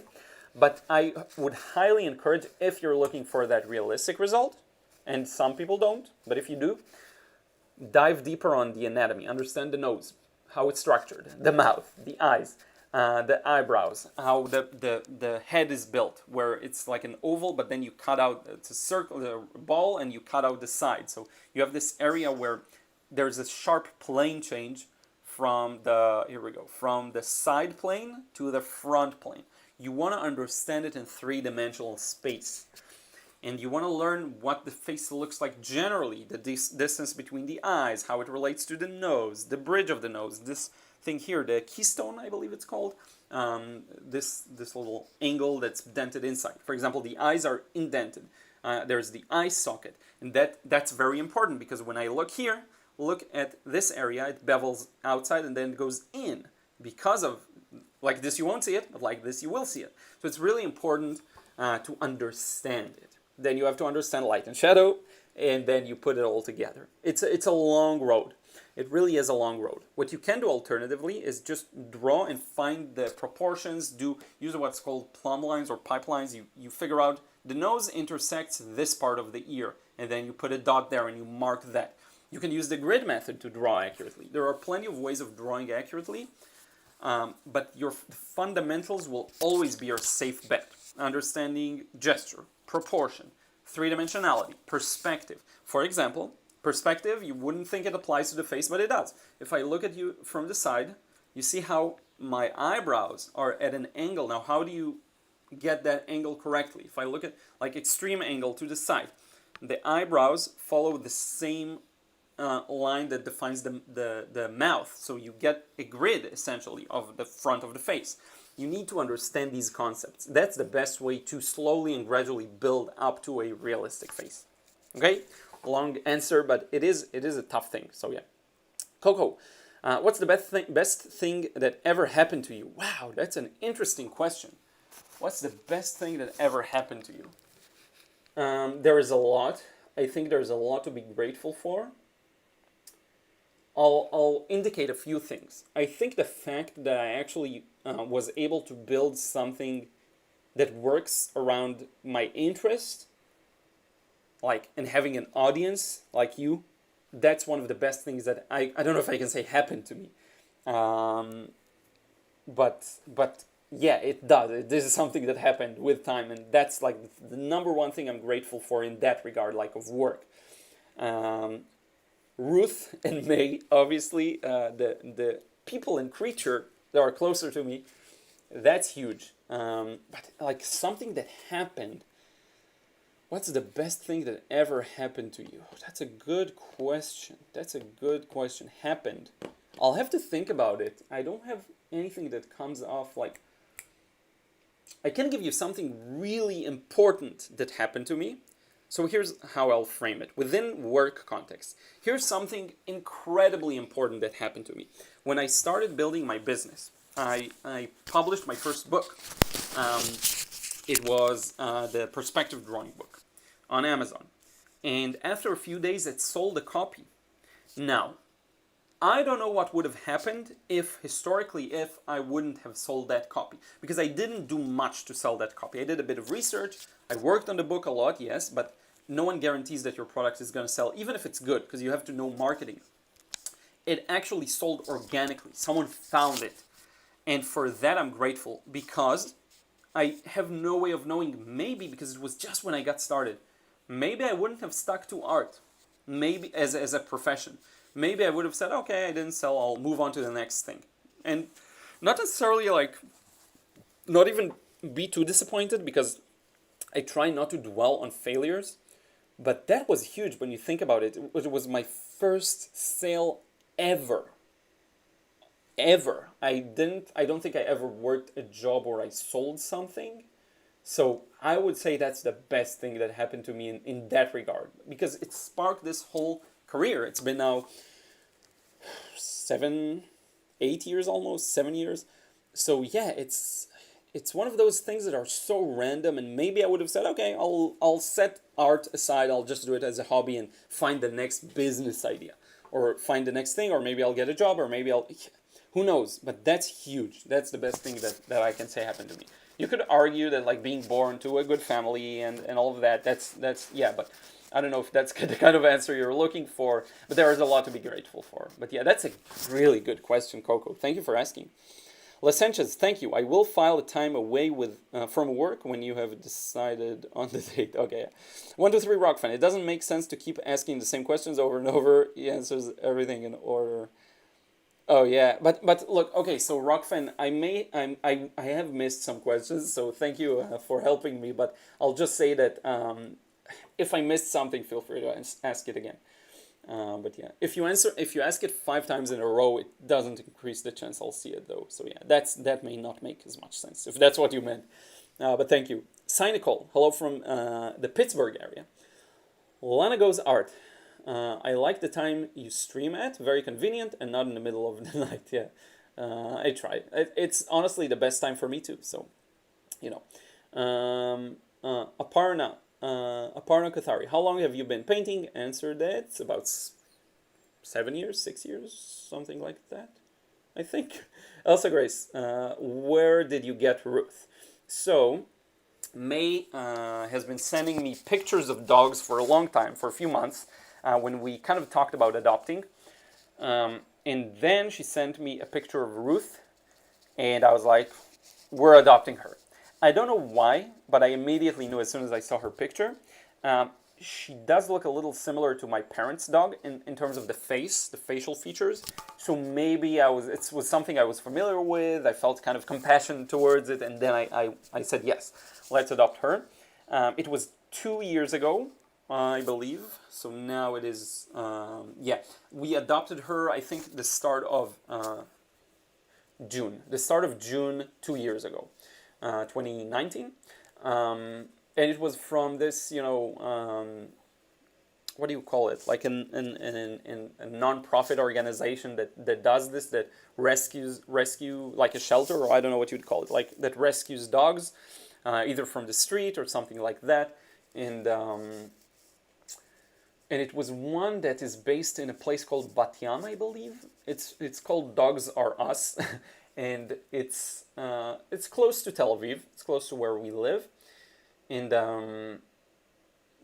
they brought her over to Tel Aviv, and that's when May picked her up that day 2 years ago.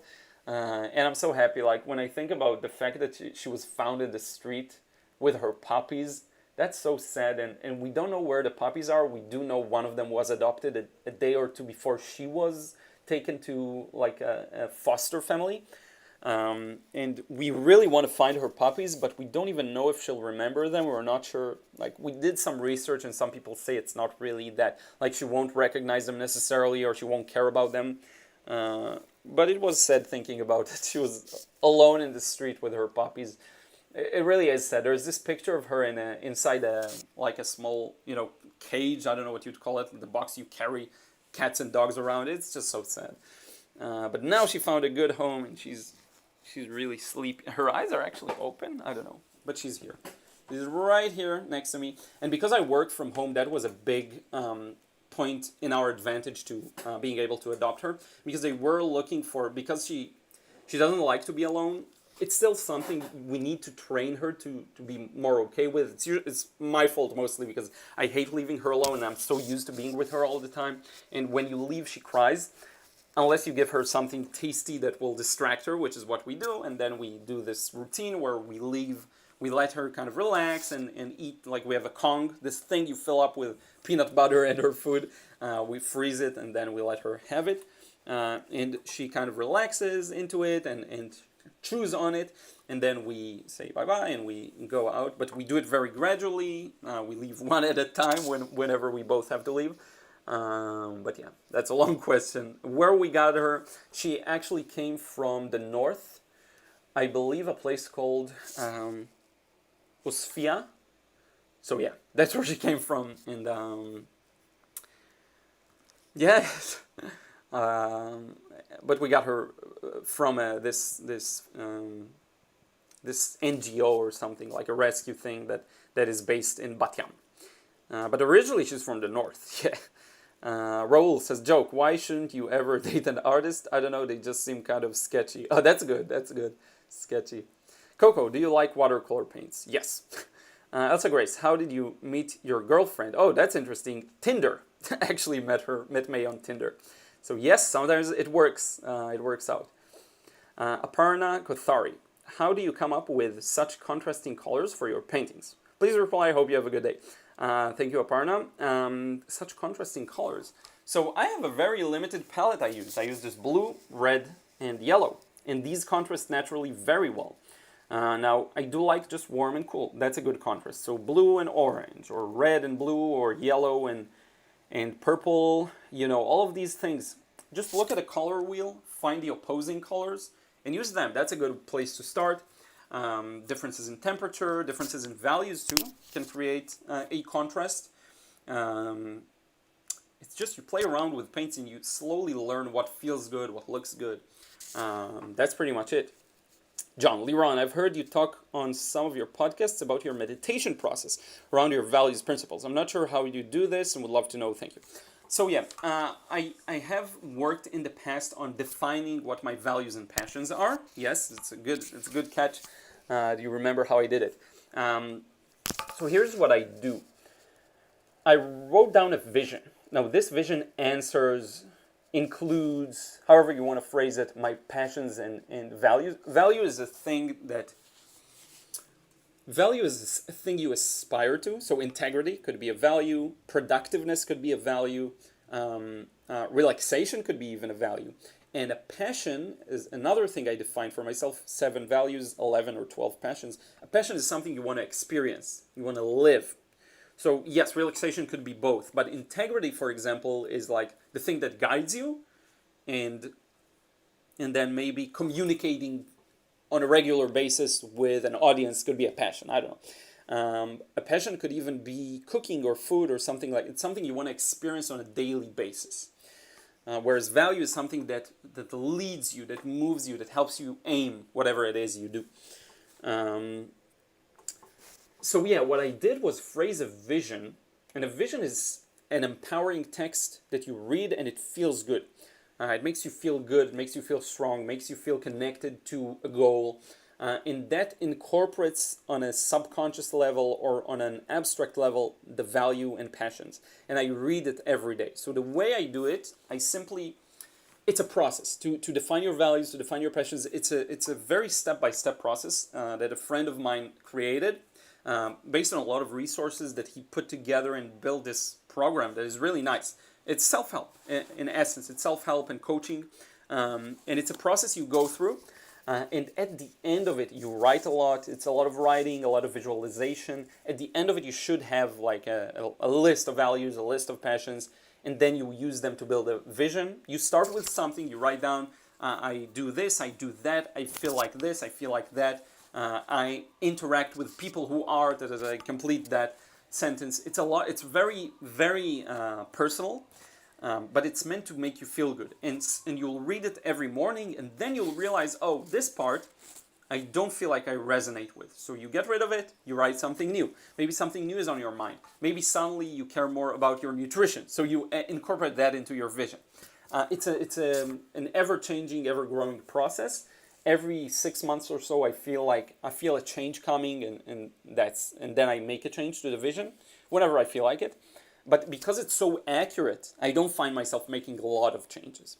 So my vision, just to give you an example, is I wake up full of energy and I'm ready to work. I create a lot during the day and I feel productive by the end of it. And it's even more specific. Like I work with art brands and they how will I translate it? It's a bit weird. Or let's go with creation. So I create with full and complete immersion. I paint my watercolors with full focus. It's stuff like that. It's very specific. It's 1 page. It's not a lot. And I read it every morning after I meditate. No meditation, I don't like to overcomplicate. I just close my eyes, or maybe I'll do it with eyes open. You don't have to close your eyes. And I just kind of listen to my internal thoughts and try not to judge them. And that's it. That's all I do. And then I write down in a notebook kind of what's on my mind, the things that worry me, the things I'm angry about, if I am angry about it, triggers, like emotional stuff, all of that. I write it down, and it just helps to bring it out. I find that it helps to write it down on paper, because then you gave it its place, and then that day you don't think about it anymore. And some days I'll be super cranky, it's like 5 p.m. and I'm like, oh, I forgot to do, or maybe it's very rare because I usually start my day with this awareness routine, but once in a while I won't, because there's something on scheduled in the morning and all of that, and then I'll get to 5 and I'm like, oh, I didn't do my awareness routine. This is why I'm cranky. Kind of like if I don't paint for a few days, I'll be like, oh, I didn't paint for a few days. I'm cranky. It happens. So I hope that helps. I can expand on it more, maybe do a dedicated video even. Kevin says poda. Don't know what that means. I hope it's not a bad word in a different language. Aparna says, so glad to see your live video. Thank you for such an interesting session. Oops, chat jumped on me. I'm gonna have to find it again. Lana. Mayan blue is beautiful, but not Lightfest. Daniel Smith labeling is off sometimes. Oh, well, that sucks. That's not a good thing. Have you seen, Tazine asks, have you seen Tagore's artwork? I haven't. Let me Google that real quick. So we've been going for almost 2 hours, so I don't know for how long we're going to go, but again, ask your questions. I will bring some art to show you, and then we can wrap it up maybe in 20 minutes or so. We'll see. It's also the time where people have to actually start their day. I am seeing now Tagore's work. It's beautiful. Very interesting. I'll dive in deeper into it in the future.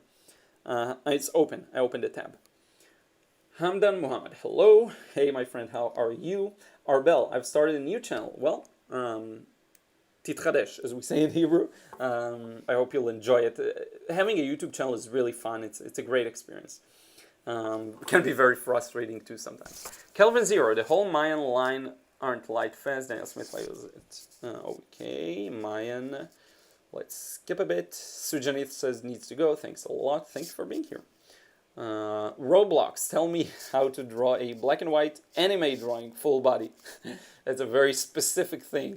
Yeah, you have to learn gestures, anatomy. There's a lot of work to do if you want to be able to do that. I'm still not happy with how my manga anime style is coming out. So yeah, I have a lot of work to do in that regard. Sorry, I don't have a good answer for how to do that in particular. Let's see here. Oops, again, jumped on me. Wow, a lot of messages. So I'll do my best, but I'll probably not be able to answer everything. So sorry in advance. Maybe I should do like an 8-hour live stream at some point. Let me try and get back to where I was. So Gitesh is spamming, so I'm gonna hide you. Bye bye Gitesh. That's not nice.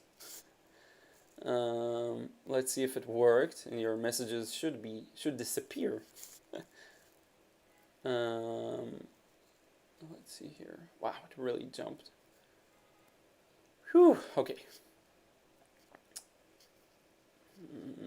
Sorry for the dead air. Basically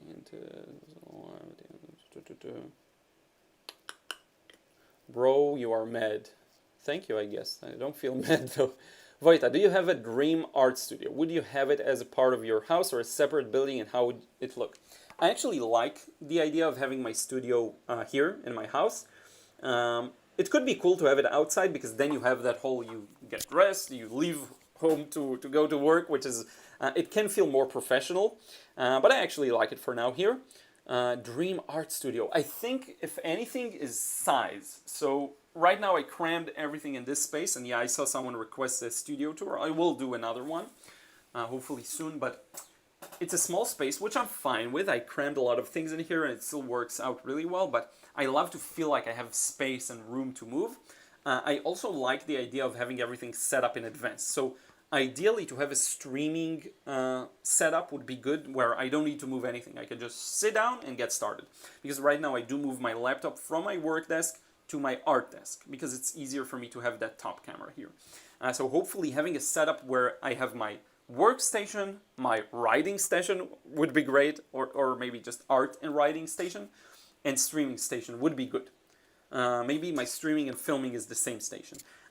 Just a bit more, like a larger size would be nice. But again, like, this is more than I could ask for in the past, and this is more than a lot of people would ask for. It's just great. So yeah, trying to be grateful for what I have. Marjorie, have you tried soft press paper? It is cold press, but it's softer. No, I haven't. I don't know what it is. Maybe I should try. Interesting. I haven't heard of soft press. Interesting. Anayansi, sales savvy. Hopefully I am, yes. Chiro Bison, how to give a super chat? You can't, I believe, because I haven't enabled it. Maybe I will in the future. I don't know. John says he's happy that I got the package. Thank you so much for that. Aparna, do you have an email ID where I can send you pics of my watercolor art? Yes, send it. I have an email address on my channel. Go to the About and press the business email. It's liron@lironian.com. Arthur Koopmans, what's the name of the book again? Are you referring to Jack Ham's book? It's drawing scenery, landscapes and cityscapes. I actually have a video review. Now, if you refer to a different book, maybe you refer to my Folds and Clothes book. I don't know, we talked about a lot of books. Sorry that I'm with a delay with the chat, so I don't know exactly always what you refer to. I see that Calvin sent my email. Cynthia Z, good morning from Madison, Wisconsin. Thank you for being here, Cynthia. JS Art, which practice we should do daily? So here's the thing. What you want to do on a day-to-day basis is just practice the thing you want to do. So paint every day. If you want to learn anatomy, portraits, faces, work on perspective, 3D, sketching from observation, gesture is huge. All of these things, drawing fundamentals in general. Gestures are huge, perspective is huge, and then you build on top of that. So three-dimensional objects. They will really help you to practice this. Practicing this would really help you, whether you want to do even plein air outside. Now, if you want to produce plein air work, do plein air as much as you can. It's hard to do it every day, but try at least once a week. 3 times a week. It would be awesome. I don't do that, but I wish I would. So yeah, just you want to practice the thing that you want to improve in. And I will say this, there is something to be said about the approach of, like, head against the wall, simply do the thing every day. So forget about fundamentals. Forget about values, composition, all of those stuff that seem complex but are actually very simple and important. Just paint every day. Just draw every day. Look at something, draw it. Look at something, paint it. Open up a picture, paint it. Do this as much as you can every day. This is the key, in my opinion. That's the key. By the way, sorry, I see the mic is a little weird. There's a bit of clipping, so sorry if the sound is a little off. I love the painting on your wall. Thank you, Hayne. John, Liron, when artists talk about placing their emotions into their work, can this be affected if listening to music? Would you end up putting the emotions developed by music into your work instead? John, the answer is a definite yes. A definite yes. Yeah, it will influence it. Your mood that day will influence it. The music you listen to will influence it while painting. It will. The portrait I did of Geralt from The Witcher was highly influenced by a song I was listening to in the background from The Witcher called The Wolven Storm, I believe. Priscilla's song, if you play the game or watch, or I don't know, watch the show. I don't think it's in the show, the TV show. But yeah, if you played it, you know. I listened to it while painting, and it put me in a highly immersive emotional state, and that definitely translated to the painting, for sure, and created a certain emotional feel.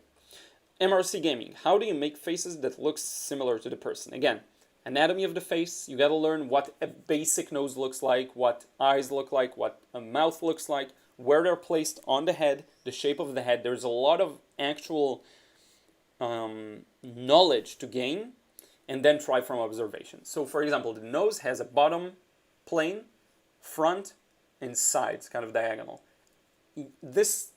Every nose will have these. So what you want to do is realize, and this is key, once you understand the basic structure of the nose, you will notice that for some people it's wider here, wider here, wider here. The shape is a little different. My nose is a little crooked, it goes that way, just a bit, just a tad bit. I think it's something I was born with. How wide are the nostrils? How thick are the nostrils? All of these small details are what makes the similarity, and also the placement. So if you place the nose a little too high or too low, it will immediately ruin the similarity, the likeness.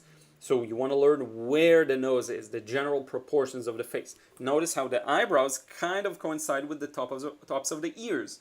These are things you have to know. There is approximately an eye gap between the eyes, approximately. For some people it'll be more, for some people it'll be less. My eyes are relatively close to one another. I know that from many things in the past. Many optical stuff I dealt with. Not optical problems, but optical devices and, you know, what do you call it, binoculars? Yeah, so I know that.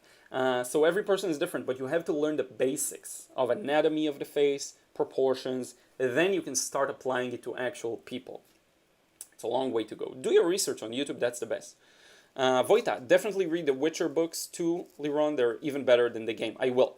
I went to the library originally to get The Witcher, the first book, and ended up getting Claymore because they didn't have it. Someone borrowed it and they only had one copy. So I filed a request. I'll get it, hopefully. They'll let me know once they have it. Of course I am. Love The Witcher 3. Just finished playing it. Cool. Does it ever end? There is so much into this game. Pence Palacio, hi Liron, do you know Denise Sutton from In Liquid Color? Of course, I actually have a collaboration with her. I sent her a sketch, she sent me a sketch, and we painted it. So really cool. If you just search for my channel for In Liquid Color, you'll see it. It was a very fun experience. Sergio, I think music and other things you do while painting do affect the mood of work at the very least. Yes, for sure. Let's see here. Can you give us some motivation for us to paint? Hopefully my videos do that. Do you watch JJBA? No, I don't know what that is. I'll look it up. Oh, JoJo's Bizarre Adventure. So I should get into it, the QYM. I should definitely get into it. I heard so many good things about JoJo's. It's like a cult thing now, by now. Maybe I will. Maybe I will. I just don't want to be disappointed by hiatuses and stuff like that. I don't think there's an issue there, right? If you read or watch Hunter x Hunter, I know it's terrible with the hiatuses. Berserk is terrible with hiatuses. I don't think it's a problem there, though. So yeah. What you do, a lot of things. Mimi Harp, apologize for disappearing for a while, but we'll listen to all the content in case you answered my question. Yeah, sure, thank you. About framing. I said, yeah, I answered it. Billy Armstrong, how do you choose your subjects to paint? Um, Light and shadow. I like strong light and shadow, meaning strong contrasts, very sunny scenes. The rest isn't as important. I do love cars. I love their structure three-dimensionally. But I would enjoy painting any subject as long as there's clear light and shadow. So yeah, that's a big part of how I choose them. I love cityscapes too. Boomy says hello. Genevieve says artist cloud from Oregon, masterpiece. Always yes, work more than one is how it works. Artist cloud from Oregon. I'm not sure I follow. Sometimes I'm not sure if I don't understand because I'm streaming. But let me know. Let me know what you meant. Boomy, hey, hello, bro. Hello, welcome. Here, I said your name, Boomy Chawan. Hopefully I pronounced it correctly. Alessandro, is there anything that really makes you mad? Yeah, like every other person. Anything that makes me mad. I talked about it before. I really don't like bad customer support. I have no problems with a business messing up. You know, mistakes happen, human errors happen. I'm very forgiving in that regard, and I try to be very patient in that regard. I just don't like, and it can make me mad or triggered if a business either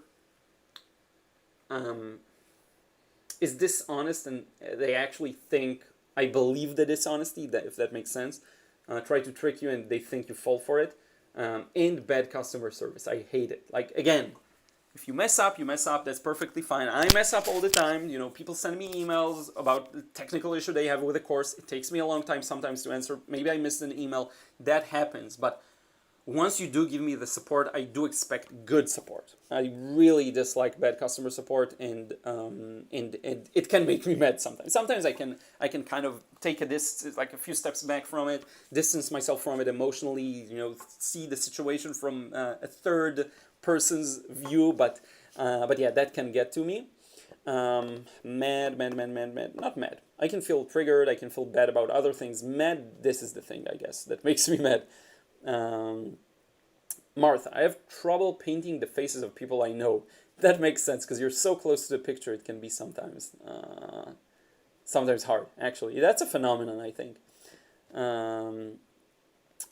Let's see here. Some conversations. Sophia, can you please say my name? Here we go. Hopefully you've been watching so far. So Sophia, and your username is Sophie Pinky. So thank you for being here. Is Copic great markers? Copics are good. They're good. I didn't use too much of Copics just because I didn't have to. It's not really my style, but they're great. They're the best you can get for markers. So yeah. So we're going to do a few more, and my voice is getting a bit tired, and I do prefer to give good answers than answer at any cost. So I'll try to wrap up soon. I will show you a few works, maybe, I don't know. We'll see. Votre, I think it's pronounced like this. Is it French? Ami. Hi, so I love painting people's faces, but the only faces I want to paint are taken from someone's photos online. How can I create my own portraits that I could call mine? Oh, that's tricky. So the only way I can think of that is to actually talk to friends and ask to take pictures of them. And then you can take the perfect picture with the exact lighting you want. That would be the only instance I feel like would work, because you do need to get someone's permission. You can find a lot of royalty-free, for commercial use portrait pictures, but maybe it's not the ones, again, maybe it's not the people you want to paint. So I would actually talk to friends, ask for their permission, take a picture or two. That would be the best. I did it before. Javi Jav, hey, greetings from Chicago. Is there a reason the wall behind you does not have more paintings hanging on it? No reason. I'm just lazy. Sorry. I should put more stuff in here. Let's skip a bit. I won't be able to answer everything. Joke. Raul says, joke, why was the artist in jail? Apparently he was framed. That's funny. Check out Jazz's and Super Ray Dizzle. They have good marker reviews. Oh yeah, I love them. Hello from Germany. Dikshan asks, do you pee? I do pee. Biddy Gudral says, say my name. Here we go. Do you have a child? No. Anil asks. A really off-topic question. It's funny. Greetings from Yangon, Myanmar. Can you explain how to take reference photos? Ooh, that's something that, hey, that's something you really need to just practice doing. The one thing I will say is, and this is a good kind of very basic advice, try to frame it so that the focal point is not in the center, but rather a little to the side. And have that make sense. So for example, if I face this direction, take a picture so that there is a bit more space here. And that gives a feeling of space next to me. Now, if you take a picture like this, and I'm looking in this direction, it feels like I'm kind of looking outside. And that can create a different message of like, maybe a weird message or uncomfortable feeling, like the subject is looking outside, like this, outside the frame. There's a lot you can do with that, but the general thing is, for me too, I try to find my focal point and then put it off center and capture something else, like secondary focal point on the other off center, if that makes sense, on the other third. So one focal point is my face, like this, and another one maybe is the painting. Okay, I hope that makes sense. Just a quick tip, because you can talk about this a lot. I think it's time to wrap it up, unfortunately, just because wow, my stamina is low. It's been 2 hours and I get tired and I feel like, you know what, let's do this. Let's do this. I'm going to show you a few paintings, then maybe I'll do a couple of more answers. A few artworks, not necessarily paintings. So let me show you a few anatomy stuff. Hopefully it will interest you. Just because I feel like I need a bit of a break. I have to make it so that it's sustainable. Otherwise I'll be super tired and then I'll give bad answers and I won't be focused enough. So yeah. So let me show you a few recent stuff. And this I posted on Instagram too. I did a lot of anatomy studies, especially torso. So these are torsos using the bean method, that if you watch Proco, you know what it is. Basically representing the rib cage and pelvis with two kind of balls inside a sock. That's how you imagine it, and how they interact. And so you get the twists and the different pinches and angles. It's really interesting. And on top of that, I actually put some anatomy. So that was really fun. Here are some more. Again, repetition is the way to achieve the level you want. Just you have to repeat it. Here are a couple more. This study I actually really like, and it was no, this wasn't done from imagination, but I enjoy it. I build it up from the base, from the rib cage, and I put on that all the muscles and the different shapes. Let's see here. The coffee made me really jittery. I feel it, like I feel it in my hand. My hand, it's not really shaky, but it is a little jittery. So here's something fun. Again, as I say, don't give up on your paintings, don't give up on your sketches. I did an attempt for this kind of a hand pose, and I didn't get it right. So I did another one, and I didn't get it right. It's too wide. This whole metacarpal area is way too wide. And then the third one came out perfect, just like I wanted it to. So keep at it. Keep at it. Try and improve. Another hand. It takes sometimes a lot of tries. Another hand. Warm-ups, remember, I showed you how I do these. These are a little more detailed, added some light and shadow to this one. This one's really good. Here I did something called shadow mapping. So I marked where the shadow is and its edge, how soft or sharp it is, but I didn't put the actual shadow in, which is something that's also fun to do. Another hand. So here I started trying to improve my hands with some more three-dimensionality, like actually showing where every finger is facing, and it's really hard. So this, you can see the finger is very blocky. Here's another one, because I was frustrated with the finished hand, so I just moved to fingers, individual fingers. I have a thumb here somewhere. There we go. A few thumbs, actually. The edge of a finger turned into a boxy shape. So yeah, some of the things I've been working on. I showed you this. Hopefully I'll paint it today or tomorrow. Should finish it by next weekend. It's a birthday gift. Renault Clio. Really trying to get the details in properly this time, so you see it's a little more slow and calculated than my usual cars. Also larger. My usual cars are half the size for the book, for the Cars Challenge, if you've been following. So yeah, this is some of what I've been working on. Anything else interesting? I showed you the Magikarp.